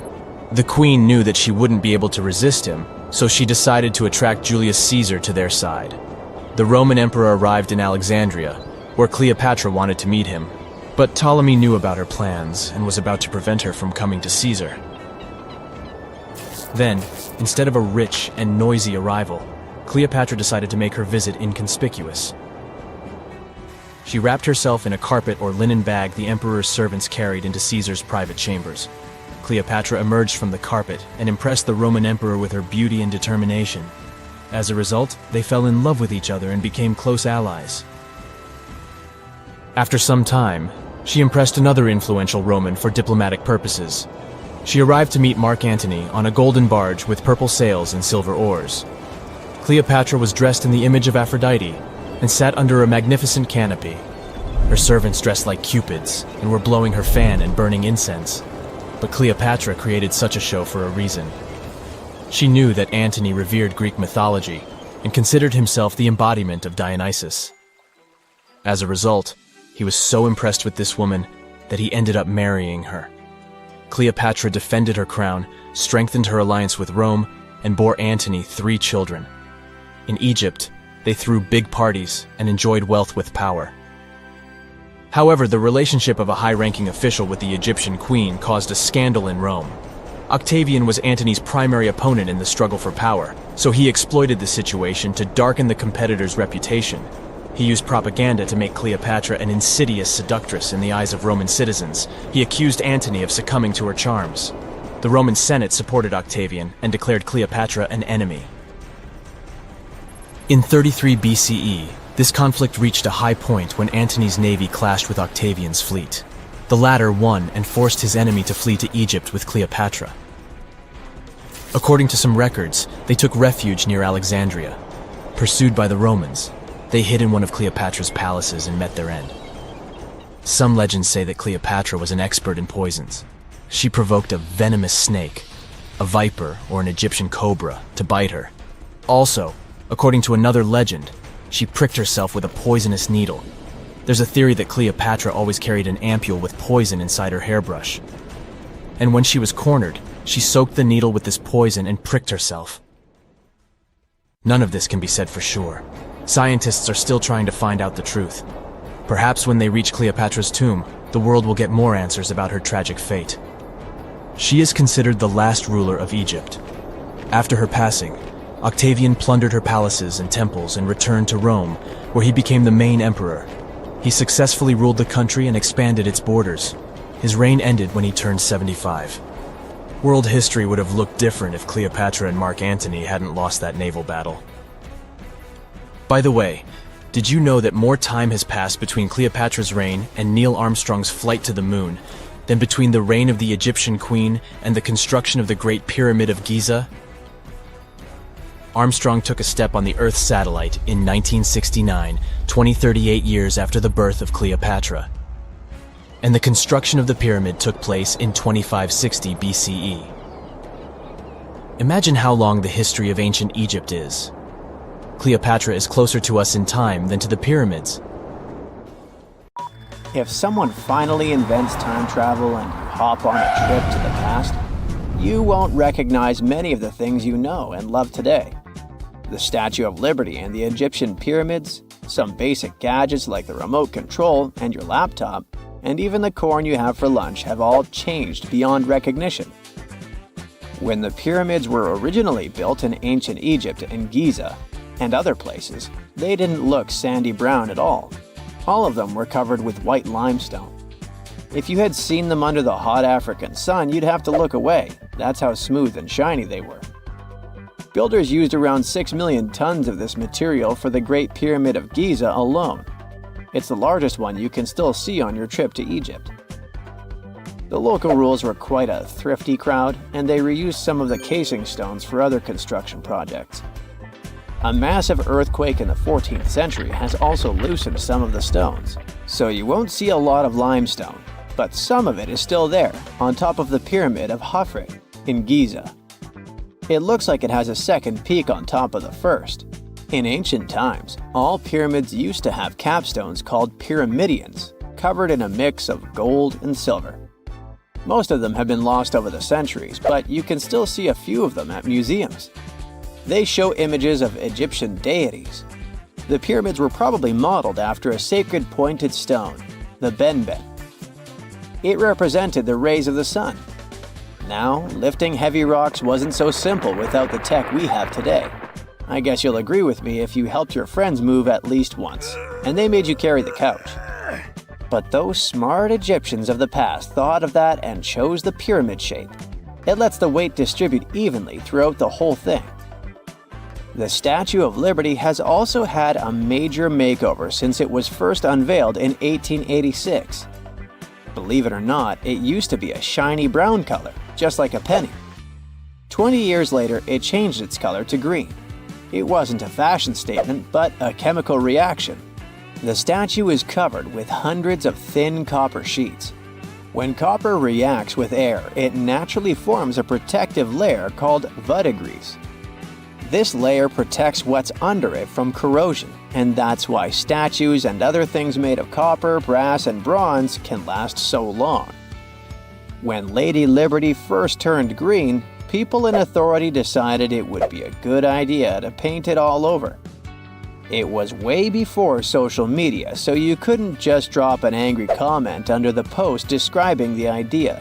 But they wrote about it in the local newspapers, and the public didn't love the idea. Then the Times interviewed a copper and bronze manufacturer, and he confirmed they shouldn't repaint it, because removing the protective layer would mean destroying the statue. Over the years, people have suggested painting Lady Liberty several times, but no one has ever done it. I don't know about you, but I can't imagine that lady in any other color, so I guess it's for the better. You love bananas as much as I do? Next time you enjoy a juicy soft one, remember you gotta thank selective breeding for that texture. The original wild bananas had many large, hard seeds and not so much delicious pulp. And hey, who doesn't like a sugary watermelon? It has a history of over 5,000 years, and it used to have bitter, yellowish white flesh and was really tricky to open. Selective breeding saved the day again, and watermelons got way sweeter. Japanese scientists went further and invented the seedless version. Corn's grandmother is a Mexican grass called teosinte. The kernels in this grass were small and hard to get. Farmers from many thousands of years ago saved the seeds only of those plants that were larger or tastier, or with kernels that were easier to grind. Thanks, my friends, for giving us the corn that's edible and even delicious. And just imagine, wild avocados were so small that they could easily fit in the palm of your hand. The pit in them was so large you wouldn't find much edible material inside. They also had a much harder shell than the ones we're used to. You probably wouldn't get a lot of work done without your beloved computer today, but I can't tell you exactly whom to thank for this invention. The ABC from 1942 is one of the contendants for the title of the first computer. It's short for the Atanasoff Berry computer, named after its inventors at Iowa State University. The ABC weighed over 700 pounds. Yep, yours must be way lighter than that. That big boy consisted of around 300 vacuum tubes and had a rotating drum, a little bigger than a paint can, and had small capacitors on it. A capacitor is a gadget that can store an electric charge, like a battery. The ABC could solve problems with up to 29 different variables to help scientists save some time. Like modern computers, it used binary digits, ones and zeros, to represent all numbers and data. Because of that, it was possible to do the calculations electronically. And now, my favorite part. The ABC finished one operation about every 15 seconds. Just for you to compare, it's millions of operations per second now. Unlike the tech we use today, the ABC did not have a changeable stored program, so the program could only do a single task at a time. An operator had to write down the intermediate answer and then dial that back into the computer. Sounds like another reason to be happy we live in the 21st century. That remote control you use for all sorts of appliances has gone a long way too. Nikola Tesla, who gave us alternating current, designed one of the first wireless remote controls back in 1898. He named his invention teleautomation and demonstrated it on a miniature boat controlled by radio waves. The boat had a little metal antenna attached to it. Tesla sent signals to the boat using a box with a lever and a telegraph key, which was his version of a remote control. Those signals set electrical contacts on the boat into motion and moved the rudder and the propeller, and Tesla was controlling the boat. The concept of the remote control soon spread to other gadgets. The first television remote control followed in 1950. It was designed by the Zenith Radio Corporation called LazyBone. Don't take it personally, please. This LazyBone had a massive cable that was attached to the TV set, and those who tried it didn't fall in love with the invention because they tripped over that cord. I feel your pain, my friends. If you live or work on one of the top floors, you gotta love this one. Meet the first passenger elevator. It traveled at the speed of 40 feet per minute. Not the fastest, I know, compared to today's record, which is 40 feet per second. But hey, it was built back in 1857 in New York and was more of a tourist attraction than a necessity. The elevator had a steam engine hidden in the basement of a 5-story building. 3 years later, they shut it down because the public didn't appreciate it. Otis Tufts filed the first patent for a vertical railway around the same time. His invention included an actual car with a bench inside for people to sit on. Sounds like a great spot to hang out with friends to me. What do you say? Then they started adding elevators to luxurious hotels around the world. They were entire rooms with a rich design, upholstered seats and mirrors on the walls, and sometimes even a small chandelier. There was an obligatory operator who'd close the door and the car would start its super slow ascent. It was still more about style than about speed, so I guess I'd choose the stairs. For more than 3,000 years, the gold mask of Pharaoh Tutankhamun stayed hidden in the Valley of the Kings. This artifact, which stands about 21 inches tall, shows how skilled and artistic the ancient Egyptians were. But nobody expected that X-rays would reveal its biggest secret.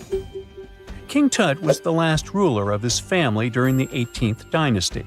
He took the throne at just 9 years old, but ruled for only 10 years before he passed away unexpectedly. If we're being honest, back in ancient Egypt, he was mostly forgotten by the rulers who came after him. His tomb wasn't a big deal for them, so much so that even the grave robbers forgot about him. It might sound a bit sad, but the truth is that it was actually great news for us. Since his tomb was practically forgotten, it ended up being perfectly preserved. While the other tombs in the Valley of the Kings were looted, his remained sealed and untouched. So, when it was discovered back in 1922, it had over 5,000 precious objects inside. That made Tutankhamun basically an instant celebrity and one of the best-known pharaohs nowadays. Among the treasures was the most stunning piece, his golden mask. This mask is said to be an exact image of the king's face, or at least it was supposed to be, but we'll get to that later. The purpose of this accurate representation of his face was to make sure that his soul would recognize him in the afterlife and return to his mummified body. In ancient Egyptian beliefs, this would allow him to continue living in the afterlife. The details of the mask clearly looked incredibly difficult to create, but people didn't realize how complex it truly was until many years later. The first X-rays of the mask were taken in 1967. Back then, the main reason for these scans was practical – conservation. The mask was heading to Paris for an exhibition, and it was the first time it had ever left Paris. This would help them keep track of any changes during the exhibit. Plus, the images could give clues about how the mask was made, but back then, they probably didn't fully realize just how complex its construction was. I mean, Egyptian goldsmiths didn't use modern soldering techniques. So, how did they make this mask? New X-rays taken in 2007 gave us some answers. It turned out the Egyptians didn't use pure gold, which is 24 carats. The mask was actually made of 23-karat gold, meaning it was mixed with another material. So, specialists discovered that the gold sheets contained a small amount of copper, a reddish-brown metal. This was likely done to make the material more flexible and easier to shape. They would then shape the gold sheets by heating and hammering them over and over again. But there was one more secret inside the mask that wasn't discovered until 2015. The year before, the staff at Cairo's Egyptian Museum were working on the mask display when the long beard of the mask accidentally got knocked off. Another theory is that the beard had become loose over time and just fell off. Either way, the fact that King Tut's beard came off caused a lot of stress. After all, we're talking about one of Cairo's biggest tourist attractions, so the experts had to fix the problem quickly. The restoration process started with a detailed recording of the mask's condition. To do this, they had to take a full three-dimensional scan of the artifact, and, by accident, they found something very interesting in the mask. Inside the royal beard, there is a gold tube, an intriguing structure that the Egyptians likely used to attach the beard to the rest of the mask. And that proved, once again, that the process of making this mask was even more complex than experts thought. But the mysteries don't stop there. Remember how we mentioned that the mask was thought to perfectly represent King Tutankhamun's face? Well, that might not be entirely true. Some popular theories suggest the mask was never meant for him and was actually made for someone else. A study published in 2015 suggested the mask was originally made for a female pharaoh, his supposed stepmother, the famous and beautiful Egyptian queen Nefertiti. The biggest clue comes from an inscription on the mask. At first glance, it seemed to belong to Tutankhamun, but after a close examination, researchers noted that something else was actually written underneath King Tut's name. The royal name stamp seems to have been altered, and originally it had something written on it that translates to Queen Nefertiti. There is another feature of King Tut's golden mask that was overlooked for years, which adds even more mystery. As we mentioned earlier, experts believe he wasn't respected much by the pharaohs who came after him. And one of the clues that made archaeologists think this is the pierced ears on the mask. Some researchers believe that King Tutankhamun wouldn't have worn earrings after he was a kid. So, according to their theory, by the time he passed away at 18, he shouldn't have been represented with pierced ears. This could also support the idea that the mask originally belonged to Nefertiti, or maybe to someone who wasn't even connected to King Tut. But the mask isn't the only source of mystery. In fact, his whole tomb is full of puzzles. Recently, historians found a sign that the place where King Tut was supposed to be buried was changed at the last minute. For years, experts wonder why a pharaoh who ruled for 9 years ended up in such a simple tomb. When compared to the grandeur of other pharaohs' tombs, his tomb seemed, well, a bit plain. The idea that a king like Tutankhamun would have such an unremarkable resting place just doesn't match up with the power and importance he must have had in ancient Egypt. So, what happened? Well, apparently, this might have something to do with his successor, Pharaoh I. After King Tutankhamun passed away, researchers believe that I made sure to erase him from Egypt's history. So, one theory suggests that he was probably behind the quick decision to place King Tut's body in a smaller, less impressive tomb. When experts looked at I's own tomb, they found something interesting. There is a large wall covered in painted baboons. This is the same type of artwork found in Tutankhamun's tomb. It seems like the same person might have chosen the artwork for both tombs. Now, the design and decoration of the two tombs are almost identical, suggesting there was a shared hand behind both. But there is one key difference. I's tomb is fit for a king. It's much bigger and more impressive, even though the style and artwork are similar to what you see in Tutankhamun's tomb. So the theory suggests that I decided what went into both tombs. Since Tut passed away unexpectedly at a young age, his grand tomb wasn't finished in time. Normally, pharaohs start building their tombs while they're still alive to make sure everything is perfect. But Tut passed away when he was just 18, so there wasn't enough time. I may have taken advantage of the situation, ordering a smaller tomb for Tut and keeping a larger one for himself. Experts believe this theory explains why Tutankhamun's tomb is so simple and how I managed to wipe his memory from history so easily. But in the end, the story of King Tut's mask and tomb is full of mystery and intrigue. Each new discovery sheds more light on what really happened all those years ago.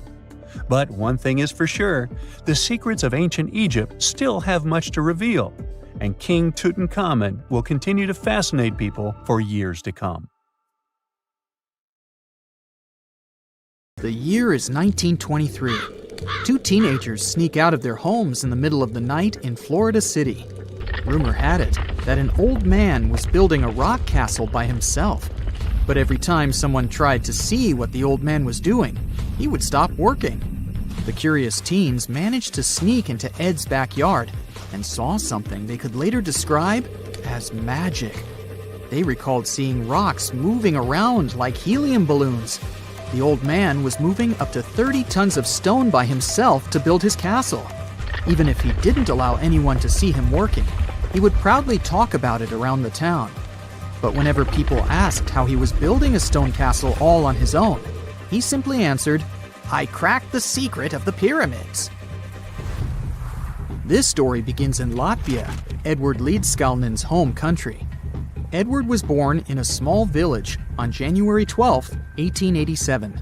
He was born in a family of stonemasons, which is probably where he learned ancient techniques of building. However, he grew up as a sickly boy, which meant he could never carry much weight or undergo heavy physical activity. At the age of 26, an unfortunate turn of events determined Ed's fate.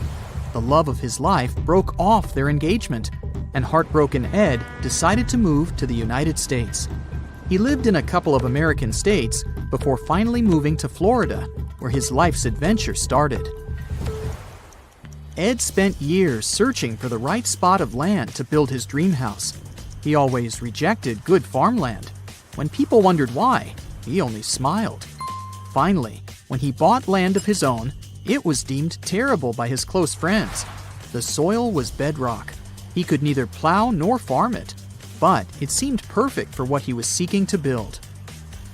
Ed's close friends would often describe him as eccentric. When asked why he wanted to build a house, he would only say, "It's for my sweet 16. Someday she's coming back." Then, he changed the topic of the conversation. It took Ed about 30 years to finish Coral Castle, and he did it all by himself. He would only work under the cloak of night and never let anyone see what he was doing. The completed Coral Castle embodies a number of unsolved mysteries.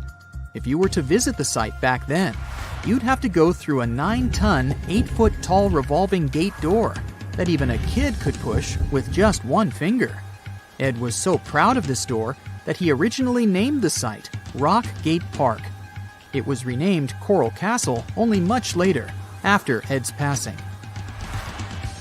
Once inside, visitors would access the incredible wonders of Ed's constructions: towers, mystic symbols, furniture, and swing sets, all made entirely of monolithic blocks of stone. The stones are set on top of each other, using only their weight to keep them together. And believe it or not, the entire park gathers around 1,100 tons of stone. Today, if you visit Ed's living quarters, you'll even see the simple instruments he used to construct all of this: chisels, hammers, ropes, and pulleys. The type of work he did is difficult even with modern-day equipment, let alone without it. Coral Castle's main mystery lies in how Ed managed to do it. The only photograph of Ed Leedskalnin at work shows a simple leverage structure of a chain hoist attached to a wooden tripod. The tripod was made of old telephone poles with a small wooden box on top. What was in the box is, of course, a mystery. Unfortunately, he took his secrets with him, not sharing the truth of his work with anyone else. Yet, not all is lost, as there are many theories and speculation surrounding what could have happened there. One theory says that there is a harmonic grid inside the Earth's surface, something that would create anti-gravity spots around the globe. It's believed that Coral Castle was built in such a spot. This could explain why it took Ed so long to find land that pleased him. Maybe what he was looking for was a place that allowed him to experiment with anti-gravity forces. Yet, whenever Ed talked about his work, he would say he understood the laws of weight and leverage, and, sure thing, that he had cracked the secret of the pyramid builders. And what secret is that, you might ask? According to Ed himself, it has to do with magnetism. He even published a pamphlet called Magnetic Current. There, he explains that every object has magnetic particles inside of them. A person just needs to understand where they are located inside such objects. This way, objects can be lifted and moved around without much effort, just like moving something heavy underwater. Researchers say that if we assume Ed Leedskalnin and the pyramid builders used the same technique, then it would only have taken 4,700 workers to build the Great Pyramid of Giza, instead of the 20,000 to 100,000 that is currently estimated. But this story just keeps on getting more and more mysterious. In the late 1920s, Ed was finishing the construction of Coral Castle in Florida City. Rumors about his work had spread around town. People said Ed was hiding a stash of money somewhere in his living quarters. One night, a group of men waited until Ed was alone and broke into the castle to rob him. They couldn't find the money and, luckily, didn't harm Ed. But in the following days, he decided that it was best he moved out of that land. Of course, he took more than his toothbrush along with him. Ed decided to move the entire Coral Castle to another land, 10 kilometers away from where he had built the park. Legend says he hired a truck driver and asked him to swear secrecy about what Ed intended to do. He asked the driver to look away while Ed loaded the truck by himself, moving all of the rocks without any help. With the truck loaded, Ed and his castle moved to Homestead, Florida, where the park is located until this day. In 1986, a group of engineers from Florida University was called to try to fix the park's gate entrance, the 9-ton revolving door that Ed was so proud of. They arrived with plenty of modern-day equipment, including a 20-ton crane. When the engineers took the door down, they noticed that Ed had used a strange circular stone at the bottom of the revolving door. The engineers couldn't understand how this frisbee-sized rock could withstand 9 tons of weight without breaking into pieces. They sent the rock to the geology department at the University of Florida, but the geologists simply returned the rock, saying they couldn't find a match of this rock in their databases. They couldn't determine its origin. The engineers put the 9-ton gate back into place, trying to use other techniques. At first, it didn't work without the base rock Ed had originally used. So, they had to cut the gate rock to make it work as a revolving door once again, proving that modern-day technology couldn't replicate what Ed had done single-handedly. Fast forward to 2011, and another man claimed to have cracked the code of the pyramid builders and Ed Leedskalnin himself. Wally Wallington, a retired construction worker from Lapeer County, Michigan, has managed to build using similar techniques to those used by Ed. Wallington is known for having built his personal Stonehenge in Michigan. He is said to have used simple machines, such as levers and counterweights, moving around multi-thousand-pound concrete blocks.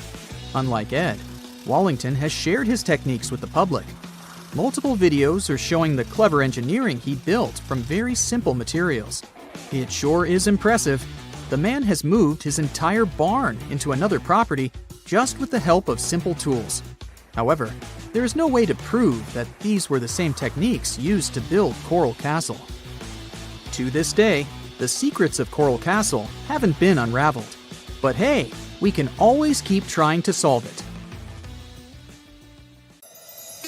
So looky here, scientists discovered ancient artifacts near King Tut's tomb. Turns out, his VIP final resting place looks more like a public graveyard with about a dozen wooden coffins that's been there for around 3,600 years. Okay, I might have exaggerated a tad. The 11 tombs weren't exactly right next to King Tut, but they were close, near the same city of Luxor. New findings in Egyptian tombs can help us piece together what life was like in ancient Egypt. And guess what? Ancient Egyptians seem to have been remarkably like us, modern humans. Say, the women have always loved jewelry, and archaeologists retrieved a beautifully made necklace with 30 amethyst beads and 2 agate beads, plus a hippo head amulet. Bet it was all the rage back then. Researchers also discovered 2 copper mirrors. One had a handle shaped like a lotus, and the other was decorated with Hathor, the ancient Egyptian deity of the sky, women, fertility, and love. These recent excavations near Tutankhamun's burial site led to another jaw-dropping revelation. For the first time in thousands of years, fragments of Queen Hatshepsut's Valley Temple were uncovered. This fearless woman was thought to be the second female pharaoh, who ruled with both courage and wisdom, leaving a legacy as solid as the stones themselves. Her temple, hidden for ages, opens a window into a time filled with power, intrigue, and spiritual devotion. Archaeologists found over 1,000 beautifully decorated stone blocks on the outskirts of Hatshepsut's funerary temple. There were very few women who managed to take the throne in ancient Egypt. Another tomb was found nearby, and it belonged to the overseer of Queen Teti Sheri's palace, whose name was Jehuti Mez. Queen Hatshepsut seems to have even more tombs, aces up her sleeve. These tombs were carved into the rock instead of being built as pyramids, showing a unique ancient perspective on how to protect the soul in the afterlife. Experts managed to retrieve some cool ancient pieces from the site. Toys made of clay, mummy masks, winged scarabs, and some amulets. Sadly, there surely used to be way more artifacts, but over the last centuries, there have been people other than archaeologists to stumble upon this site. It's likely that looters got to these tombs before them and may have taken some valuable items. But they did leave behind some cool stuff for the researchers, like pottery used for offerings of bread and meat, along with archers' bows that connect the tomb's owners to the Egyptian military. Meanwhile, soul protection is way more important than you might think, especially if you're roaming around Luxor looking for ancient secrets. You aren't scared of King Tut's curse, are you? Let me tell you what happened to those who weren't scared, but promise me to take it with a dash of salt, okay? For years, Egyptologists, especially those who believed in paranormal activity, were convinced that there was an unsettling curse surrounding Tutankhamun's archaeological discoveries.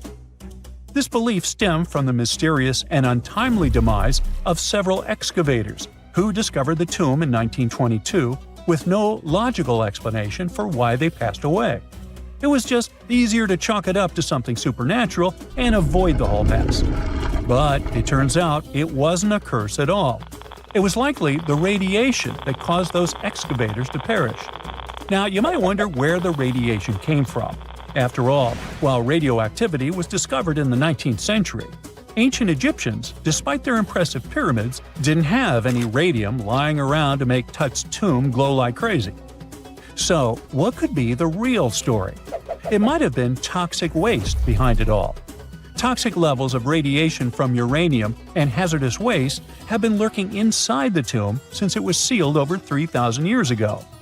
The burial chamber of Tutankhamun's tomb reportedly has such high radiation levels that anyone who steps inside could easily end up with a fatal dose of radiation sickness or an incurable condition. By the way, you can have a somewhat similar level of radioactivity if you don't get rid of those moldy dinner leftovers you left to perish in your fridge a month ago. But this radioactivity isn't exclusive to Tutankhamun's tomb. Ancient Egyptian artifacts discovery is rewarding yet dangerous due to unusually high radiation levels in Old Kingdom tombs all over Egypt. Geiger counters have detected radiation at 2 sites near the Giza pyramids, and radon, a radioactive gas, has been found in several underground tombs in Saqqara. Interestingly, experts believe that the builders of these ancient tombs were aware of the toxins, as some eerie warnings were carved into the walls of many tombs. One inscription ominously declared, "They that break this tomb shall meet their end by a malady that no doctor can diagnose." Other ominous phrases like "forbidden," "due to evil spirits," only added to the fear that supernatural curses haunted these ancient sites. Ominous signs have stunned archaeologists since forever, but the fear grew even stronger a century ago with the mysterious passing of Lord Carnarvon, who funded King Tut's excavation in 1922 and reportedly explored the treasure-filled rooms, along with several others who entered the tomb. Arthur Weigall, another British Egyptologist who was present at the tomb's opening and is credited with starting the curse myth, passed away young when he was just in his 50s in 1934. Chances are the condition that made him pass was connected to radiation. In total, 6 out of the 26 people who were there when the tomb was opened met their end within a decade from various causes. Not only X-ray exposure, those reasons include asphyxia, stroke, heart failure, pneumonia, and even poisoning. Well, isn't this getting a little grim? There was one guy who opened the tomb and somehow managed to avoid the infamous curse, Howard Carter, or so it seemed. Some folks pointed to his survival as proof that the curse wasn't real. After digging up the tomb, Carter published several books on the topic and shifted gears from archaeology to dealing in antiquities for various museums. Despite dodging demise or injury, rumors swirled about how the curse may have impacted him in other ways. One of the big stories linked him to Lord Carnarvon's daughter, Evelyn. Some said he was madly in love with her, but she married someone else, so he chose to stay single. Others claimed they had an affair while she was in Egypt, which ended when her father passed away and she left the country for good. However, there wasn't much evidence to support these stories. Evelyn was just 6 when they met, and they remained friends until his last breath. She was even one of the few attendees at his funeral, but denied any romantic involvement, saying they weren't that close. A year after the revolutionary discovery near King Tut's tomb, Evelyn married politician Sir Brograve Beauchamp and had a daughter. That same year, Beauchamp toured the tomb with his parents, guided by Carter himself. Carter never married and, aside from those posthumous rumors about Evelyn, had no other romantic connections. While the curse adds an intriguing twist to his life story, his tendency to keep relationships at arm's length was evident long before the tomb was opened. It seemed Carter just wasn't a people person. In 1939, after battling a serious illness, he ultimately succumbed to fate. He was 64, which was a pretty common life expectancy in the UK back then, so no one really thought it was off and linked it to an ancient curse. When he passed, it turned out he had several artifacts from Tutankhamun's tomb in his London apartment, which were eventually sent back to Egypt, marking what some viewed as the curse's end. Who knows? Maybe if he hadn't had all those ancient souvenirs at his place, he would have lived way longer. But all the other demises might seem off. The curse theory was likely fueled by some strange events during the excavation. Carnarvon got a mosquito bite that became severely infected, and around the time they opened the tomb, Cairo experienced a bizarre power outage and a freak sandstorm. Back in England, the Earl's dog, Susie, managed to escape from Carnarvon's house and began barking frantically at seemingly nothing. At least that's what the staff and family saw. Strangely enough, at the very moment her owner's heart stopped, Susie started howling and fell down without showing any signs of life. Maybe radiation didn't play a crucial role after all, and those were indeed ancient artifacts from King Tut's tomb that made them all perish. Spooky, huh? Imagine working 7 days a week on a large-scale construction site. You, along with thousands of others, carry millions of stone blocks and put them on top of each other according to a complex system. You work without modern construction equipment. You have no air conditioning or constant access to water. It's so hot outside that you can fry eggs on the road. You've been building the pyramid for decades, and now, when it's finally done, you enjoy the result of the colossal work of thousands of people. You're looking at a giant cultural monument of global value that will freeze in time and amaze people for tens of thousands of years. A few thousand years have passed. People in the 21st century see the pyramids and are like, wow, I can't believe humans have built this. Yeah, the people who built the pyramids wouldn't have appreciated such a theory. But actually, there are reasons to believe that people built it using some fantastic technology. From the outside, it seems the Great Pyramids are just big triangles of stone. People just put some heavy blocks on top of each other, and that's it. In fact, the design seems too perfect to be true. The pyramid consists of more than 2 million blocks. They lay so close to each other and are so even that you couldn't squeeze even a thin sheet of paper between them. Scientists still can't figure out the exact technology for building the Egyptian pyramids. One of the biggest and most famous is the Great Pyramid of Giza. This huge construction, well known all over the world, has one big secret. There should be a capstone on top of the pyramid. It's a triangular-shaped stone block, a small pyramid on top of a huge one. It's also called a pyramidion. The builders of ancient Egypt made it out of granite and limestone and covered it with gold. No records or old drawings prove that there was a pyramidion at the top of the Great Pyramid of Giza. But there's another ancient Egyptian structure with such a triangle, the Red Pyramid. It was built before the Great One, and its capstone has survived to this day. Archaeologists have found and reconstructed it. But where could the capstone of the Great Pyramid be? It's a mystery that still has no answer. Some are sure that some thieves have stolen it from the top. Maybe they just climbed up and pushed the pyramidion down. It makes perfect sense. The capstone was probably the most valuable element of the pyramid. Many scientists and archaeologists still don't know its exact purpose. Some believe that this peak covered with gold glorified the pharaohs. The capstone reflected moonlight at night and illuminated the entire space around it. During the day, the capstone reflected sunlight with its shiny surface. You could have noticed it from afar. The top of the pyramid was a kind of guiding star for lost travelers. All other stone blocks of the pyramid consist of limestone. People polished them to make them look shiny. In the past, they were even glowing and reflected light. You could see glowing pyramids from space, although they looked like tiny lights. Over thousands of years, winds, sandstorms, and rains have changed the pyramid's appearance. If people had taken care of them all this time, they would have looked like something out of science fiction movies, or the pyramids from Las Vegas.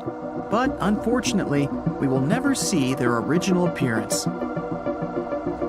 Some archaeologists and scientists believe that the capstone could absorb the sun's energy and distribute it evenly throughout the pyramid.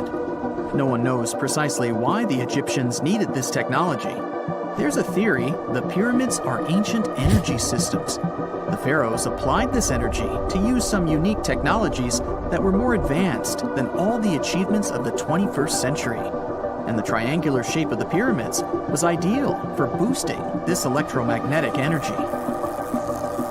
In theory, solar radiation, or electromagnetic forces, accumulated at the top of the pyramid, filled the inner rooms, and then went down the walls to the base.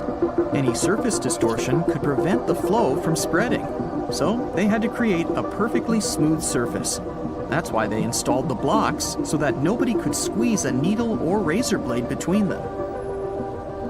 Many people believe in this theory because they built the pyramids from limestone. This material can hold energy inside itself. In the inner part, they created granite deposits to cause air ionization, that is, to create an electric charge.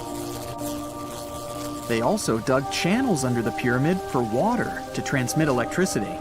And at the top, they put a gold capstone, the best conductor of electricity.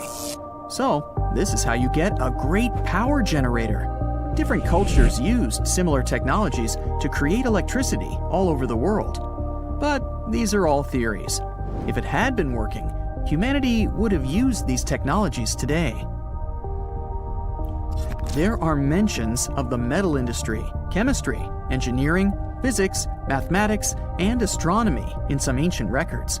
Most scientists don't believe in all these things. We know the detailed stages of the technology's development in different cultures. In the 21st century, scientists, historians, and anthropologists can track the evolution of all modern devices. If people had created some technological inventions in ancient times, the history of the world would have looked different. Perhaps all the achievements of antiquity could have been wiped off the face of the earth by global cataclysms. And it can happen to us. Just imagine how people would dig up a laptop in 5,000 years. Perhaps they wouldn't understand what kind of device it is. Another Egyptian wonder surrounded by mystery is the statue of the Sphinx. The Egyptians carved it out of a single massive piece of limestone about 4.5 thousand years ago. But scientists still don't know the exact date of its construction or who built it. People painted the Sphinx in different colors, so it looked much brighter and more vivid in the distant past. It was shining just like the Great Pyramids. Anyway, Time hasn't only changed its appearance, but its name too. Initially, the Egyptians called it Horemeket. The Greeks renamed it the Sphinx about a few hundred years after it had been built. The Sphinx emphasized the greatness of the rulers of Egypt. It also performed a symbolic function of a watchdog guarding the tomb of the pharaoh and the paths leading to it. This version sounds realistic, since archaeologists have discovered many secret entrances at the foot of the Sphinx. Perhaps these rooms and intricate tunnels lead to underground halls with treasures. And treasures don't always mean gold and jewelry. According to legends and theories, the Sphinx guards the Hall of Records, the storage of all humankind's knowledge. The information about the ancient mythical state of Atlantis could be there. You can find many detailed maps of the internal dungeons of the Sphinx on the internet. They show structures 12 stories deep under the statue. It looks like a small city filled with gold, scrolls of knowledge, and various ancient artifacts. But don't believe all these maps. These are just theories. Several thousand years have passed, but people have very little information about it. Archaeologists know that there are still many strange and exciting things about the Sphinx that are still undiscovered. Some locals are afraid to research because they believe they can awaken something terrible from the underground depths. Therefore, it's mostly scientists from other countries who conduct the excavations. In 1998, scientists discovered strange tunnels leading to empty rooms under the Sphinx. They realized that some people tried to get there through tunnels in the past, and maybe those people took all the treasures that were there. One of the legends says that some powerful artifact lays beneath the Sphinx. Its technology can change the whole world, but the locals are hiding it because it can damage the planet. Some believe that you can find evidence of unknown technologies painted on the granite walls in the pharaoh's tombs. But most likely, these paintings and signs tell us the myths and legends of ancient Egypt. But what if Egyptian symbols and drawings are detailed instructions for using ancient technologies? What if the locals that lived at that time thought, people in the future won't be able to get energy themselves. Let's leave some detailed instructions for them. Anyway, there are many riddles and theories. In reality, the search for answers is a dangerous undertaking, since it's not easy to get into the underground halls. Excavations can ruin the structure of the entire Sphinx. Any person inside the tunnels may get lost and never be able to find their way back. Besides, it costs a lot of money. Now, what would be awesome is if people could invent some device that could scan underground areas and show their detailed models. The ancient city of Taposiris Magna is hidden on the northern coast of Egypt.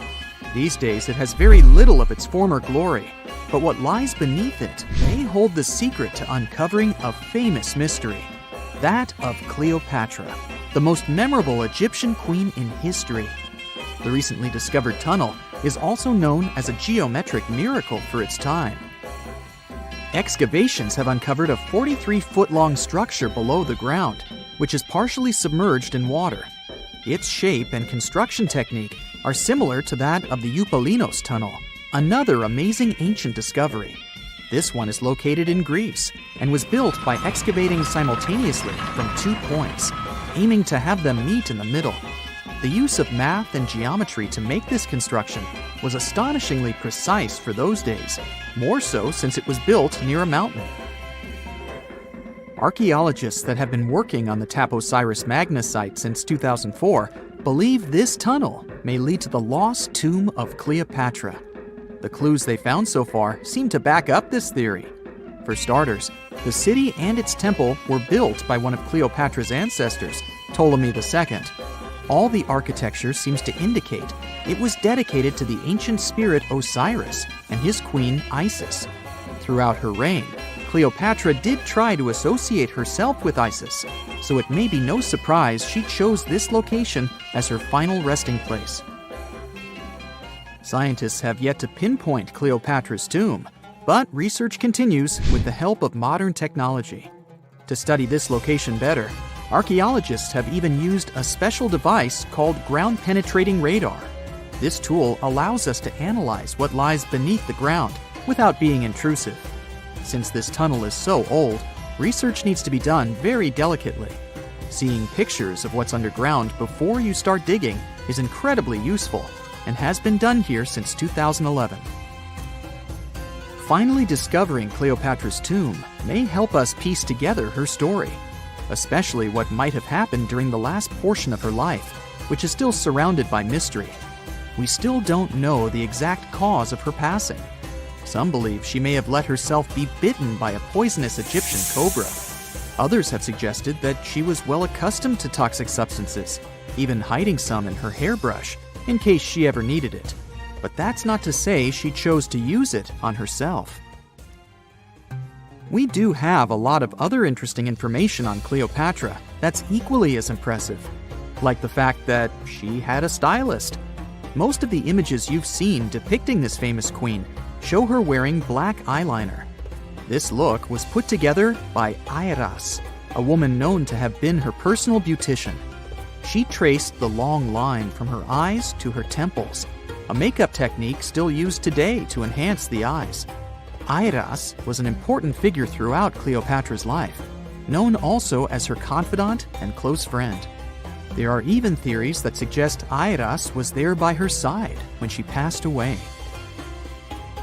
Despite her well-thought-out looks, Cleopatra wasn't as pretty as she's described. Or at least, that's what recent research has pointed out. Sure, if we look at movies and modern imagery, she's depicted as this incredibly beautiful woman with symmetrical and delicate features. However, if we look at coins showcasing her image from back in the day, her looks are rather average. Her image on the coins might have been adjusted, too, to make the queen look stronger in the eyes of her people.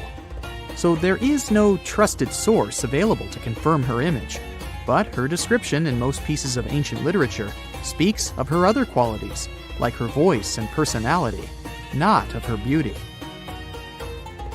Cleopatra might have been the most famous Egyptian queen to this day, but she wasn't the first choice.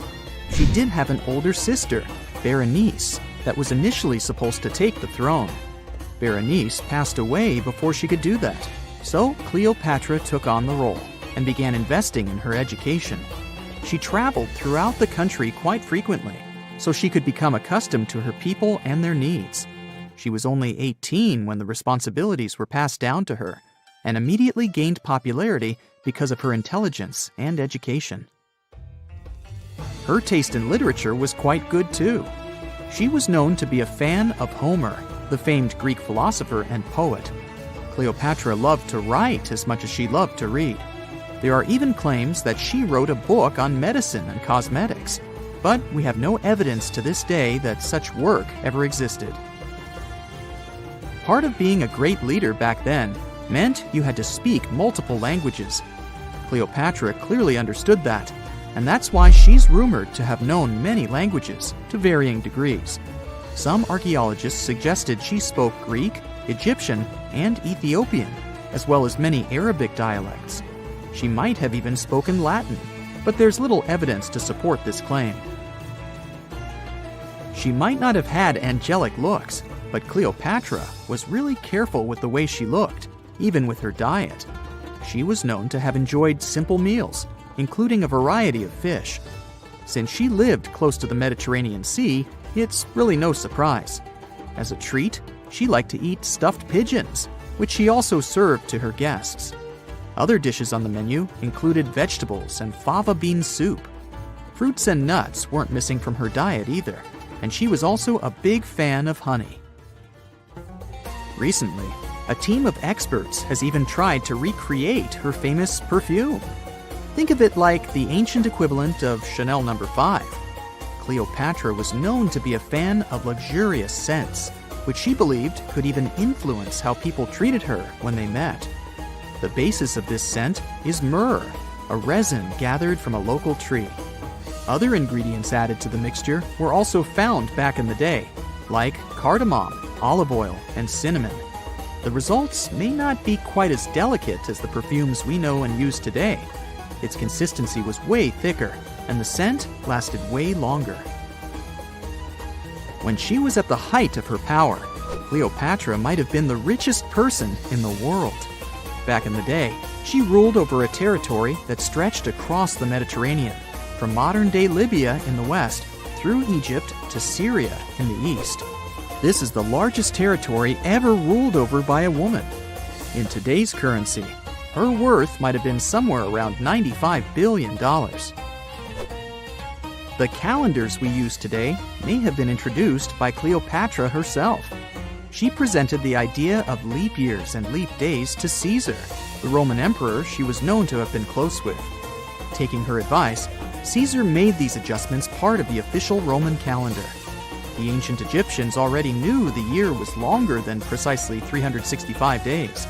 They discovered this by studying the brightest star in the sky, called Sirius, and concluded that a year is actually 365 1/4 days long.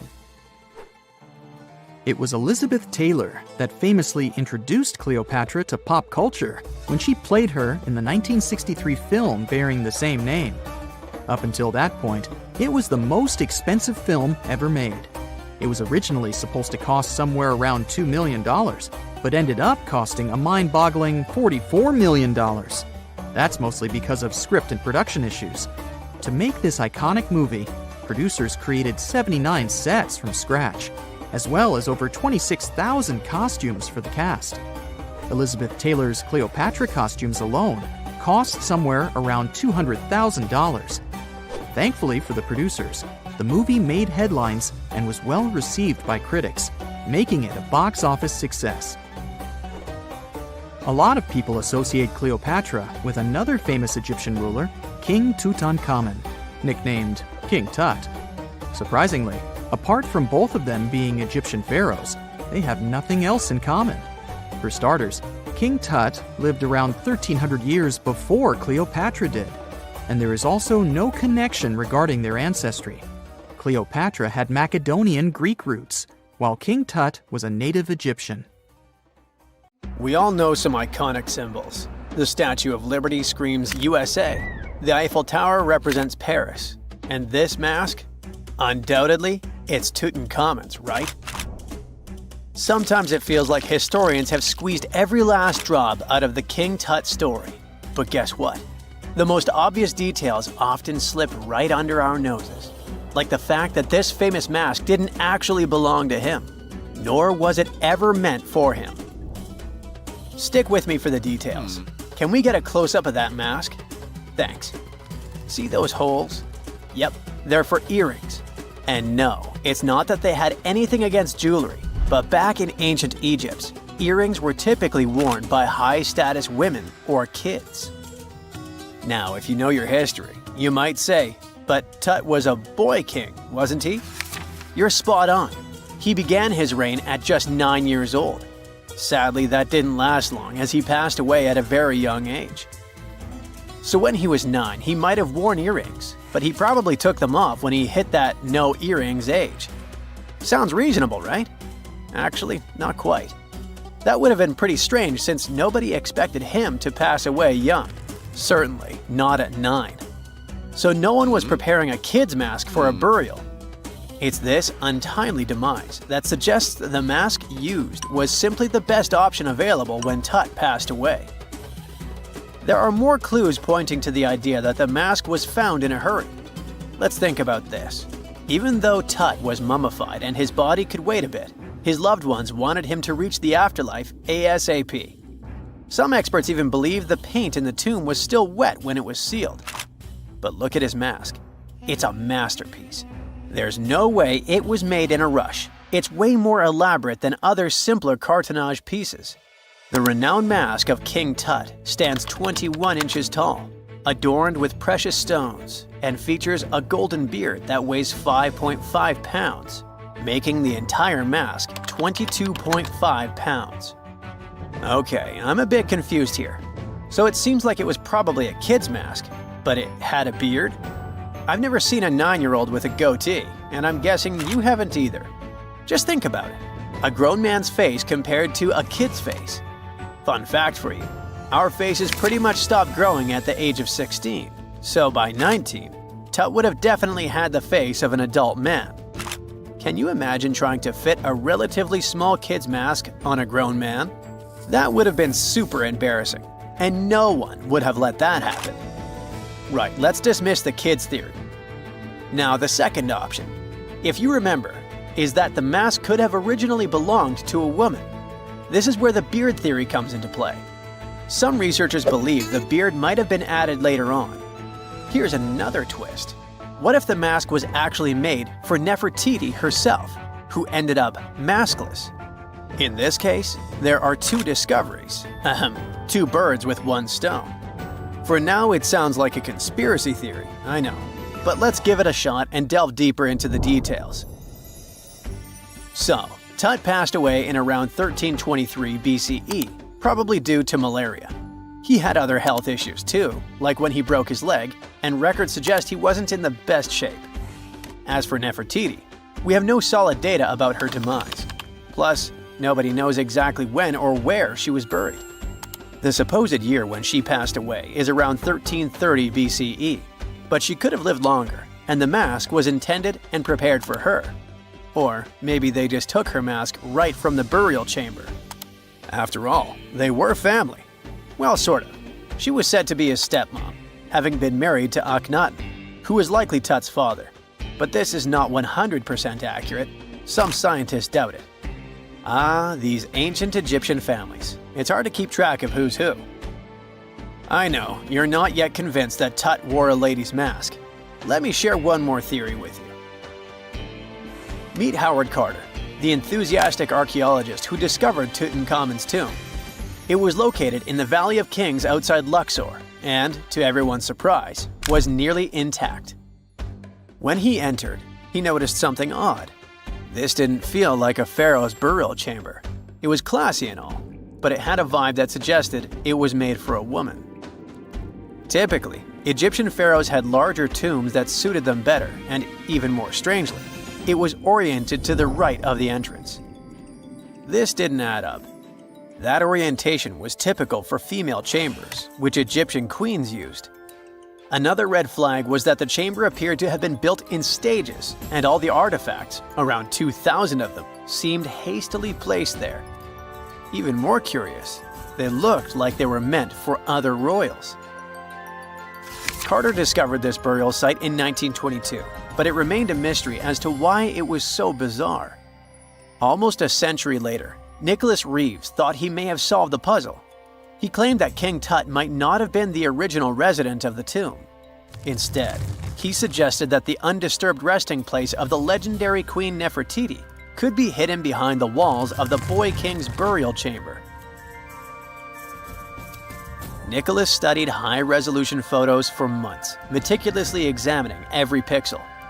One day, he focused on detailed scans that revealed the texture of the tomb's walls beneath layers of paint.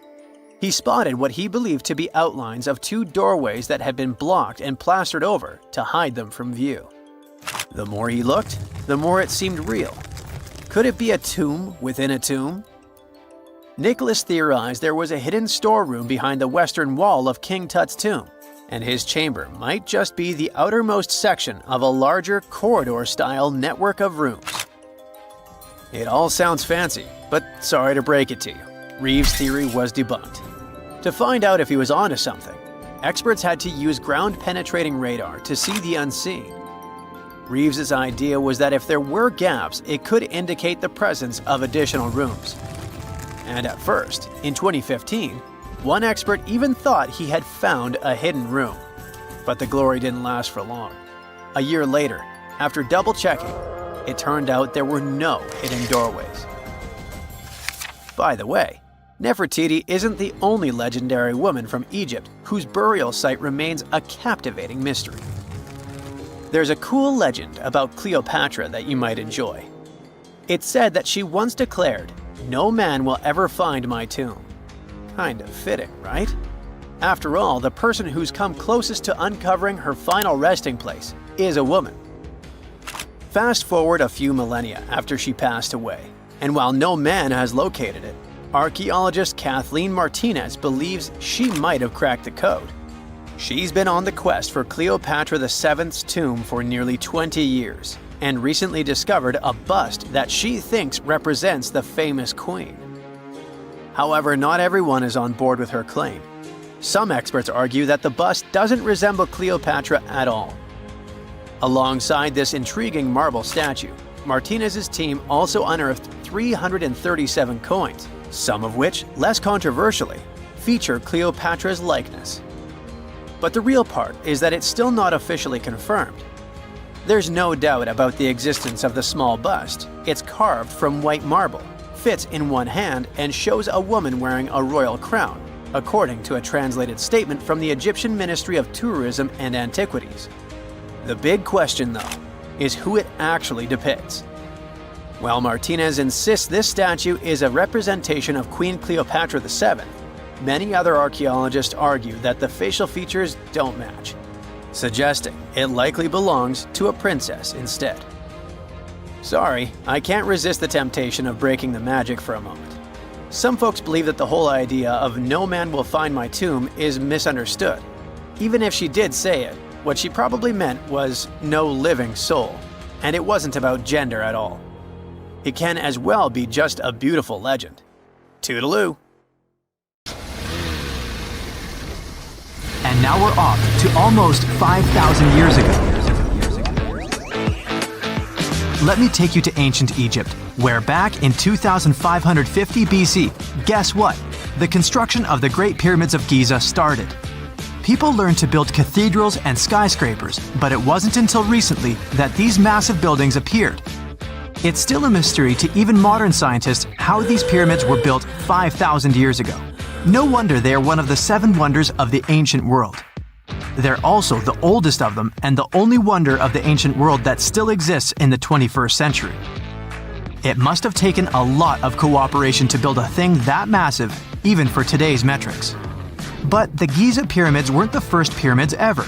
The first one, called the Step Pyramid, was built around 80 years before the first Pyramid of Giza in 2630 BC for King Djoser. It wasn't meant to be extraordinary, but ended up being quite impressive. It was a pyramid of 6 stepped layers of stone. It was 204 feet high, which is as tall as a 19-story building. And it was the tallest building that existed at that time. It wasn't just a pyramid, though. It was surrounded by a whole complex of buildings, including even courtyards.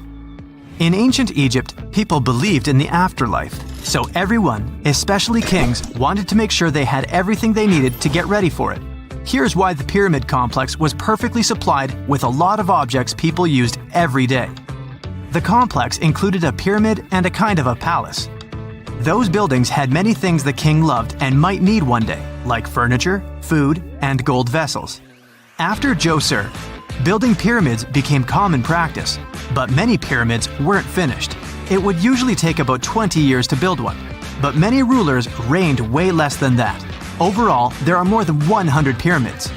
The most famous pyramids are the Great Pyramids of Giza. The first one and the biggest one was built for Pharaoh Khufu, around 2550 BC. Initially, it was 481 feet tall, which is as tall as a 40-story building.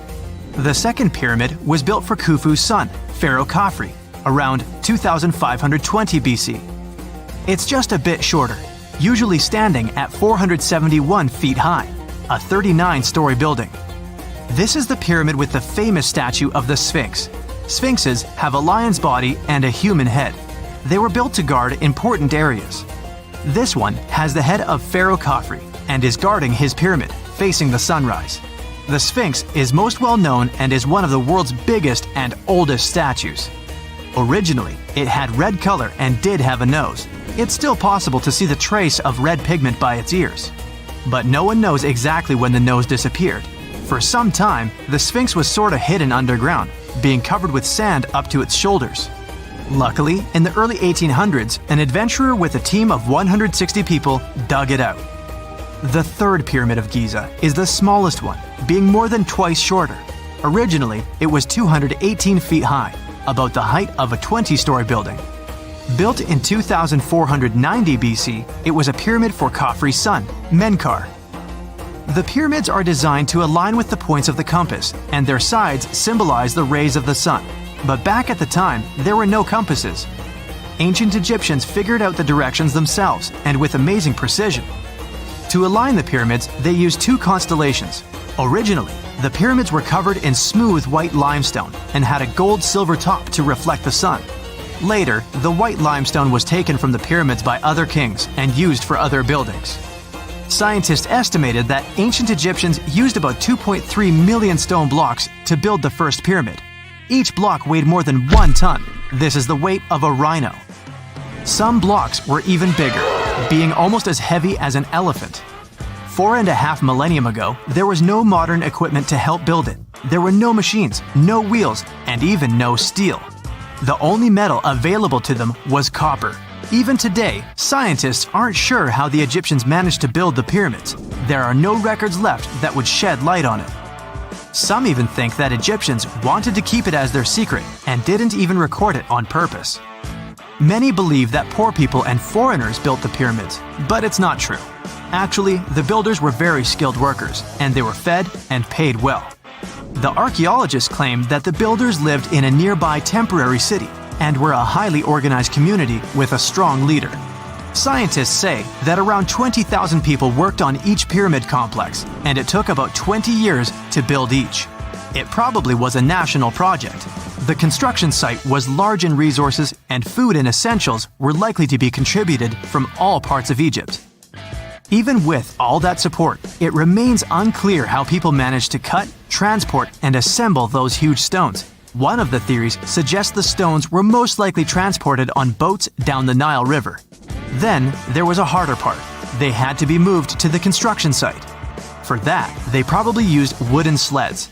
It wasn't very hard to pull them because the sand mixed with the right amount of water was pretty slick. And 10 people could move a sled even with a rock weighing 1 ton pretty easily. Finally, one last problem. The stones had to be lifted and put into place. Archaeologists have discovered the remains of the ramps system that dates back to when the pyramids were built. Most likely, the Egyptians designed a unique system to move and pull huge stone blocks, but no one knows what it looked like exactly. The most common opinion is that there were several ramps around the pyramid to help move the blocks. The ramp was growing with the pyramid getting higher. They suppose people were walking up the stairs, pulling the stone on the wooden sled up in the middle on the sandy ramp. But this is just one of the options. Others say that the ramps were going around the pyramid. Some say the ramps were inside the pyramid. But we'll never know for sure, and it'll forever remain a mystery, just like the ancient Egyptians wanted. Surprisingly, there's not much inside the pyramids. Most of it is just solid stone with very little open space. But let's take a quick look inside the biggest of the pyramids of Giza.